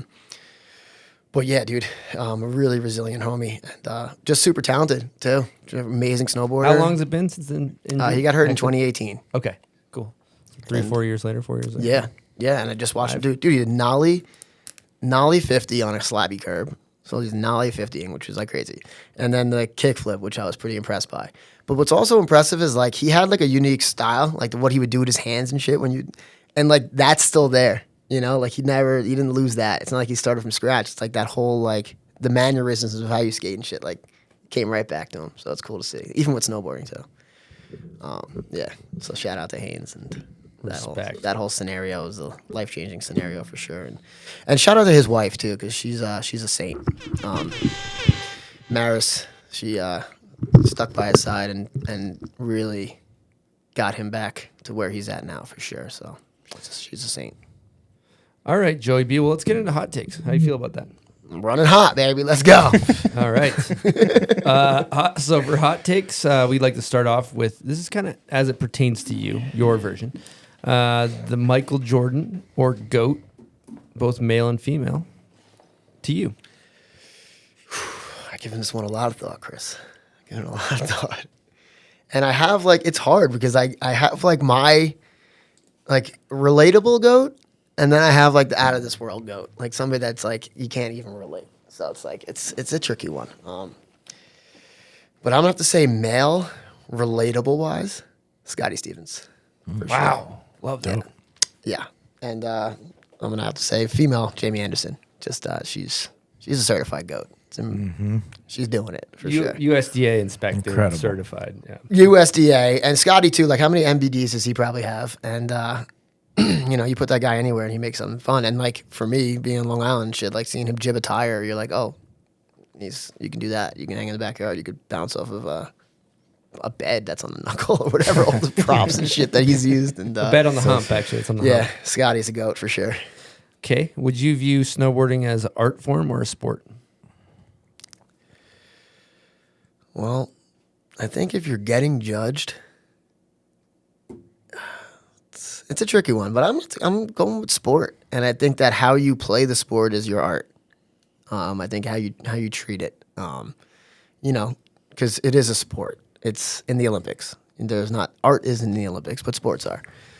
And some would be against that, some aren't, and some might hate it. But like, listen, dude, it's art. Like if you're gonna go out and ride powder on your own and nobody's judging you or telling you what to do or scoring you, that's art. But if you're crossing a finish line or you have a judge telling you got a 7.5 on that jump, that's a sport. You know, you got somebody telling you where you're. What was the Tom Brady analogy you used? Oh, I said Tom Brady plays sports. He's an athlete. He plays football. But the way he throws the football is his art. That's, you know. That's profound. Mm-hmm. Yeah. That should be in a book of stoicism. Right, and I also think that, like, should be its own religion. If you consider snowboarding a sport, yeah, it should be. I mean, look, he's right there staring at me. Brady, what do you think? What do you think about that? Touchdown, Tommy. Oh, there he is. Hey, Tom. He's looking right at you, too. It's kind of awkward. You know, that's the way he plays football is his art, but the football itself is a sport. And I think that snowboarding being a sport is like going to help it grow. I think that we touched on that before. Like snowboarding is so small, but sports are huge. So the more you can branch out, the more people you can reach, the better it is for snowboarding. Mm-hmm. So, yeah. Also, Tom Brady when he's in the pocket and he has to scramble, and he's the slowest human being on planet Earth. Also an art. It's also an art. Yeah. Yeah. Big Oh time. yeah, for sure. Sorry to derail that. Okay, who's the most underrated? Who's the most underrated? Who you got? Female, I'm gonna go Mary Rand. Dope. Mary Rand is severely underrated. Going from Yawgoo Valley to where she's at now is incredible to see. And for male, I'm going to say Johnny O'Connor. Nice. Great answer. Although He's sick. he is, you know, he's a pro. He's I the best agree. at what He's he still does. underrated, though. But he's still underrated. Yeah. And for snowboarding, and then also what he does off snow, he's a big community guy. He works his ass off at his family business. He's saving that business. He's involved in the community at Wyndham. He puts Wyndham on his back. He's got his own contest. He works with Shred Foundation. He works with Hoods to Woods. He works with the adaptive program and disabled kids at Wyndham. And he really gives back a lot. So I think that's also like underrated about his character and what he does in snowboarding, aside from him being an absolute beast on a snowboard. Yeah, off mountain, he's still giving back. So Jock, for sure. Great answer. Love it. Steel or powder? Powder. Powder? Parmesan, baby. I knew he was going to say pow. Parmesan. Parmesan, powder, prison, lock me up, throw away the key, bro. Let's go, dude. Parmesan. I mean, I love the streets and I love building spots and hanging with the crew and the banter. But I feel like those days are kind of passing me at this point. So, yeah. I don't want to say I'm disappointed, but okay. Best style ever. Who you got? Best style.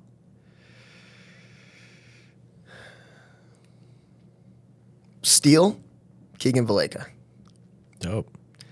for sure. And powder, I'm going to say Kevin Backstrom. I don't know. Damn. You know, Backstrom, he gets like these sick butter moves and like does this crazy shit on the resort, off the resort, and his kits are always fire. He's always like kitted out very well, you know. So I'm gonna go Kevin Backstrom on that one for sure, and steal Keegan Valeka. Nobody does it like he does. Dude, I love how well thought out your answers are. This is great. Okay, best method.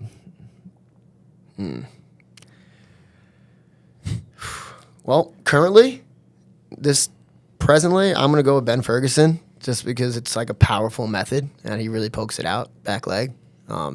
I'm not a person whether grab between the bindings, grab in front of the binding, I don't care. But just get your body in that motion where you're really cranking it in front of you. I think Ben does a good job of that. Yeah, and then a timeless method, Jamie Lynn, for sure. The forever method, Jamie Lynn. But currently right now, Ben Ferg is powerhouse. Favorite snowboard video ever made? Ever made? Favorite snowboard video is probably a cleaner question. Well, is this like pertaining to me and like where I was watching, like what snowboarding like resembles with me the most, or like I think it's to you. Like I don't think it's like the greatest one ever made. I think production wise and trick and like is that's it. That's all. Just because of what that did for snowboard videos. But like my favorite video is that your favorite snowboard video? Favorite snowboard. I'm asking you your favorite snowboard video, not the best video ever made. What hits your heart? What hits your heart? You know, just like made you just like in love. Well, at that time when I graduated college, I moved out to Tahoe, and for that season. I was a lifty at Heavenly. And Stepchild did a rail jam at the Mont Bleu Casino, and they gave out child support videos. I don't know if you guys ever saw child support. Great video. But Joe that Sexton, back three tail press. Yes, and his opener. And like that whole like Dire Straits intro, and like I could still watch that video today and get ramped up on snowboarding. So I mean, I'll say child support. Like child support like gets me hyped, and it still gets me hyped, and it brings me back to that year 2007 where I was living out there, and I was like so stoked to be in the scene of snowboarding and being in Tahoe. I watched that video on repeat, DVD on repeat. You know, yeah, child support for sure. All right, JBHYD. Best or actually favorite board graphic ever? Favorite board graphic is it's a Mike Ranquette, Mark Gonzalez collab. Mark Gonzalez did the artwork on it. It's a Lamar board. It's crazy because it was my brother's, and it was like his prized possession. Every house he ever owned, if it did have a mantle, that board was on the mantle. Wow. It's really cool. It looks like this. It's the top sheet that's really the graphic, and it looks like these like Spanish style villas, and it's got this really cool color in it. And it's actually an art piece that Mark did that they transferred onto a top sheet. And it's crazy. Like that board like had baseless bindings. I don't know if you remember that. Like I remember my brother when he had that board, he was always pissed because like the baseless bindings would always break. So ultimately, it just became a wall hanger, and I still have that board to this day. So, yep. Mark Gonzalez, Mike Ranquette collab, huge. All right, you go pants over the high back or under the high back? I'm going no pants, bro, all day. Yeah, under the high back. Flaunt the high backs, dude. Let's go. All right, you go heliboarding 3 people. Kind of hypothetical. It can be celebrities or whoever you want. Friends. Live or dead? Live or dead. Who are you throwing in that heli with you? I'm going to go with both my brothers, Mike and Bob. Rest in peace, my brother Bob. But Mike's around, and he loves PAL, so I'm sure he'll be blown away. And then also, during that time, whatever the current standing president is. Okay. Because if you go snowboarding with the president, dude, you're famous. You're made for life. You don't got to worry about anything else. You know, you're the guy that went snowboarding with the president. So That's a great answer. Yeah. Still my favorite's Young Dolly taking Mike Tyson. Yeah, that's a good one. Okay. I'd like to see that actually. Beaver slap. Are you a fan? Where do you stand with that? You use it? You an advocate? Dude, slap the beef, dude. Slap the beef. It. Like, but just don't be aggressive. You know, it's like honking your horn. Everyone has to honk their horn. You have to beaver slap. You have to get snow off the top sheet of your board. But just don't lay on the horn, you know? And it's kind of like the beaver. It's like, dude, if you're going to slap. But like, either don't do it in the lift line or do it before you get online. But like, yeah, I'll slap on, you know. All right, worst trend. What do you got? Last question. Worst trend. Tricky. I know I want to say like trolling and negativity, but so many people have said that. Trolling's whack for sure, but bad trend. Wear a helmet that fits. You know, like don't. What's up with the kids that like have the helmets like rolling around on their head and like over their eyes when they land a trick? It's like, if you're gonna wear a helmet, I'm not gonna preach helmets. You know, like wear one or don't. I don't care. But if you're gonna wear one, make sure it fits. That's all. A pet peeve. For sure. I like that. Yeah, just wear it because, you know, it's like it's working against you at this point. Like, just put it on, make sure it's snug, it protects your head, and it's better than it landing on your eyes and blinding you when you try to land a trick. So. It may actually cause a concussion at that point. Right. Oh, now you're from the East Coast. You know, us East Coasters, I mean, I'm a firm believer in I'm using the horn quite a bit. Just kind of let them know I'm here. You know, lights green in front of me, somebody's not going, I'm hitting the horn. Yeah. You know? And it's not like, fuck you. It's like, hey, wake the fuck up. It's green. You know, it's not, I'm not, and that can be a personal attack for people who have ego fragility naturally. But I digress. What's your take with the horn? What's your relationship with the horn? You know, different times call for different things, you know? Sometimes, dude, just when I was leaving Salt Lake, their bus driver, I've never heard anyone lay on a horn for so long. It was a solid 30-second horn. And I was like, dude, what is going on? I'm looking around. I'm like, it can't be that bad. Like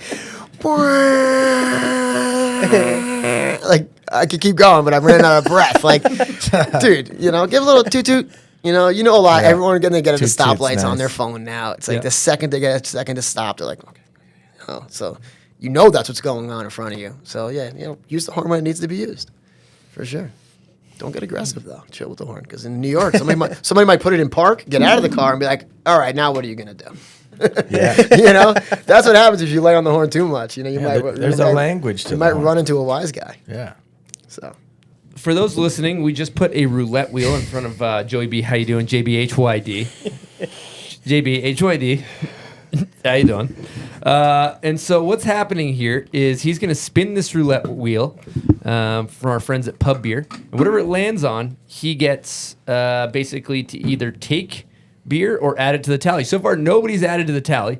The idea from the people at Pub Beer was like, oh, they can take a beer or add it to the tally, and then it'll be like 1,000 beers. But basically, people just take the beer now. So, yeah, give that thing a spin. just right here. Yeah, well, first take the ball out that's in it. Okay. Now spin it. Now drop the ball in. Now it's time to spin to win for some cheap fun beer presented by Pub Beer. No matter what you're doing, crack open a Pub Beer for cheap fun. What do we land on? We are on 3. 3 beer. Oh, that's six. That's a 6-pack. Ooh, 6-pack. So you've won a 6-pack. You need to take that beer for yourself or contribute to the pot. When the pot hits 1,000 beers, we're going to give away 1,000 Pub Beers to a listener via Instagram. What do you want to do? I'm gonna give it to the pot. Wow. Nice. First person. 6-pack. I can't fly home with 6 beers. Oh, okay. I love it. All right, we got 6 beers. Dude, in I the want to pot. contribute to the cause, dude. I want that person to get 1,000 beers shown up their house. That's like That's what we want. That's too. a dream come true. That's what we want. So we got 6 on there. Yeah. All right. Sign it up, dude. Let's go. Perfect. All right, that's exciting. Thanks for doing that. 'Cause, No problem. I was kind of thinking the whole time like we were never going to even get a pot. I was like, this whole plan. So is this of in replace of the crapshoot? Yeah, it's in place of the crapshoot. Okay. We maybe got to get like a vertical angle so people can see what's happening on it. But anyway, we're a junk show. That's kind of how we do it. Skycam. Shooting from the hip, dude. That's what's that's how it goes. Our motto is the plan is there is no plan. That's right. That's how we run it. Where do we want to go from here, boys? I think there's some unspoken possible animosity in the room. You're both wearing, Bruins, Rangers. We didn't really get into like too much of who do you think's the better team Did I ever next show year. you? I We got didn't- Bobby Orr tattooed on my stomach right there. That Bobby Orr looks like Number 4, he shoots, he scores. looks like okay. How old was that tattoo? It's a vintage photo. Joey. So who's It's got an old vintage tattoo. photo? Who's Yeah, got the better team? it's probably- really who has the better team? The big Obviously bad the Bears. Rangers, Obviously obviously. the big Rangers, bad the Bears. Rangers, Obviously All the right, big all bad right, Bears. all right, no, right. the Rangers are obviously Puppies. better, Okay, dude. stop, Look at us. We're a guys. young, healthy Yes. team. I got a way to Really settle dominant. this. Can't teach an old dog new tricks. I think it's time to bring back. We bring a physical presence on the ice. Okay, continue. Sorry. Anyway, so I think there's one way to settle this. Okay. And that's outside. What are we talking? Old-fashioned foot race. Wow. Well, I'm an athlete that is in elite physical condition. Well, I want you to both. I'm adding an element. I want you both chug a pint of olive oil. Jesus, do before we have that? I No, did we that don't. before I came here, so I'm lubed up and ready to go. We don't I'm have so that. fired You're up. both lucky. We don't I've have racked that about in 40 smelling salts, drank a pint of olive oil, and about 13 coffees. So you could call me. Maybe we just bring out a thick sliver of the Parmesan.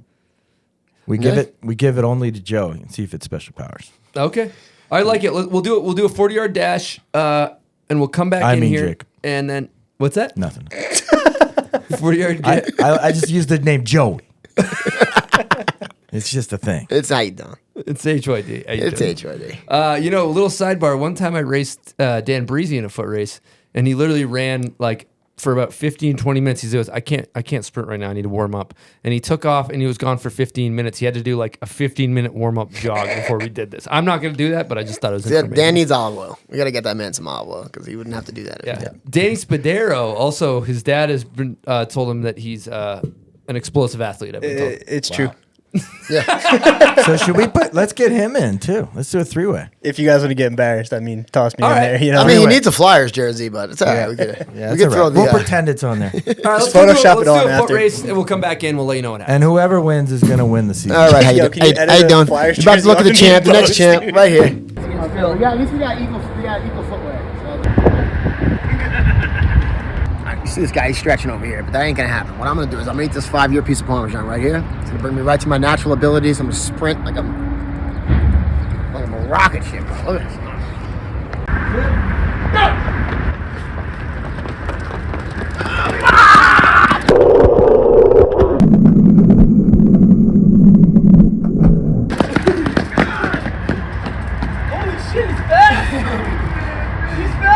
I'm faster than I thought I was. I'll tell you that. Dude, you turn on the afterburners. I thought I was going to cook you. And I tried to kick on my afterburners. And next thing I know, you're right there. The turbo. Yeah, I hit the turbo sometimes. What happened, Mike? Who do you think won? Well, you want me to be honest? Yeah, your third party.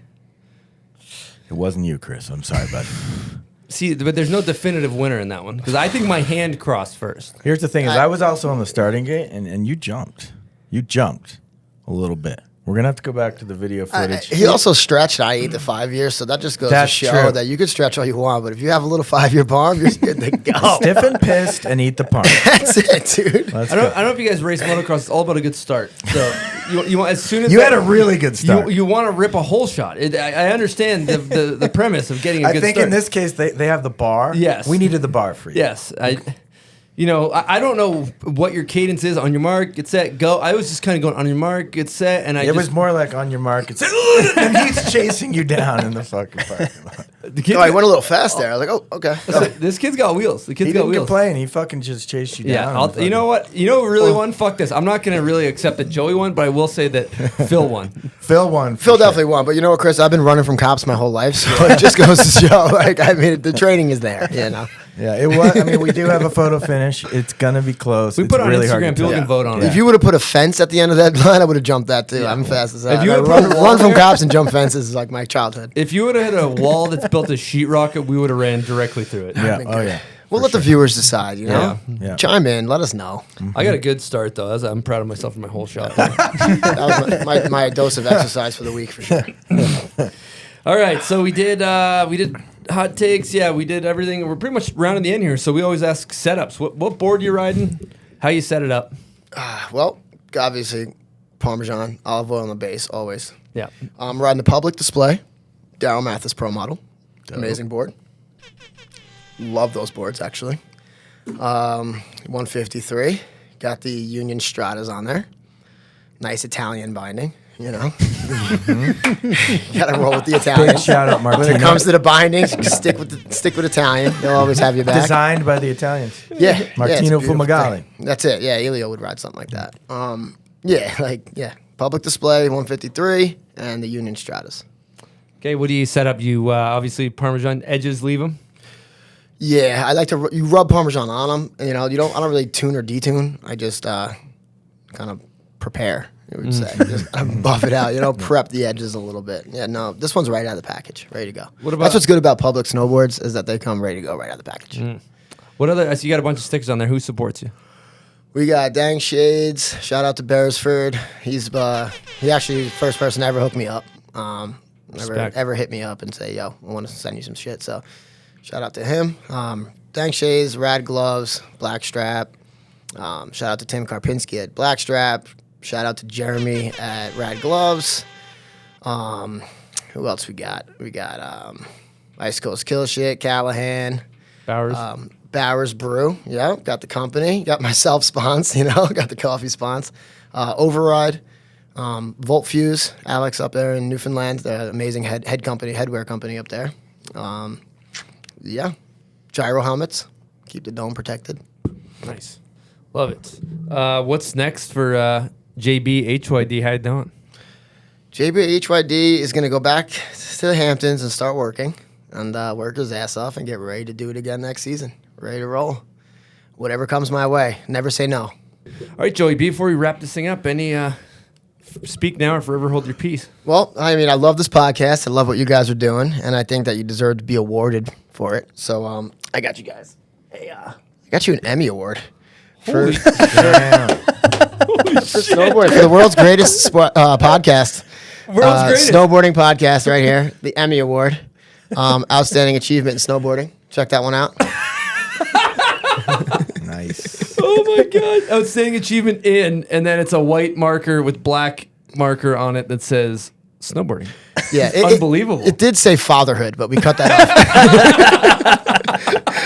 It did say fatherhood, but we put snowboarding there because what you guys are doing is important for snowboarding in the culture. So, congrats to you guys. Wow. Very dope. Well deserved. Thank you so much for that gift, Joey B. We really appreciate you. Holy shit. No problem, Give Joey dude. B a round of Joey. applause. Thank you, guys. Oh, we got cheers on here too. Wow. How you doing? How you doing? We gotta get you. We gotta get you a soundbite for that. I think we might have one of these. Homies cooked. But we might need a how you doing on there too. Let's go. Yeah, HYD. Well, Joey, thank you so much for everything you do for the snowboard community and just the fucking right part of the fabric of what we do and have fun and love it and do it because you love it and inspire others. So we really appreciate you coming on here and sharing your story. I had a good time. Did you guys have a good time on here? Amazing. I had a Thank blast. you, Joey. Awesome. It's like a banter journey, if you will. And before we wrap this thing up, you want to throw some thank yous out? Yeah. Thank you to my friends, my family, my girlfriend Grace, having my back always. Ice Coast Kill Shit, Callahan, all the sponsors, anybody who ever believed in me and put me in the right place at the right time. You as well, for getting me on the Bombhole Cup and get me on the mic and give me a chance. And yeah, snowboarding and everybody who does snowboard and believes in the culture and does it for the love because that's what it's all about at the end of the day. So thank you guys. Beautiful. Well, we appreciate you, Joey B. Thanks so much for coming on the show, sharing your story. Thank you guys for kicking ass on air day. And we got all the sponsors, all the Patreon members, everybody that supports the show. Thank you guys so much. And we got another podcast coming at you next Wednesday. Later. How you doing? Bye. How you doing? Bye. How you doing? Bye. Hey,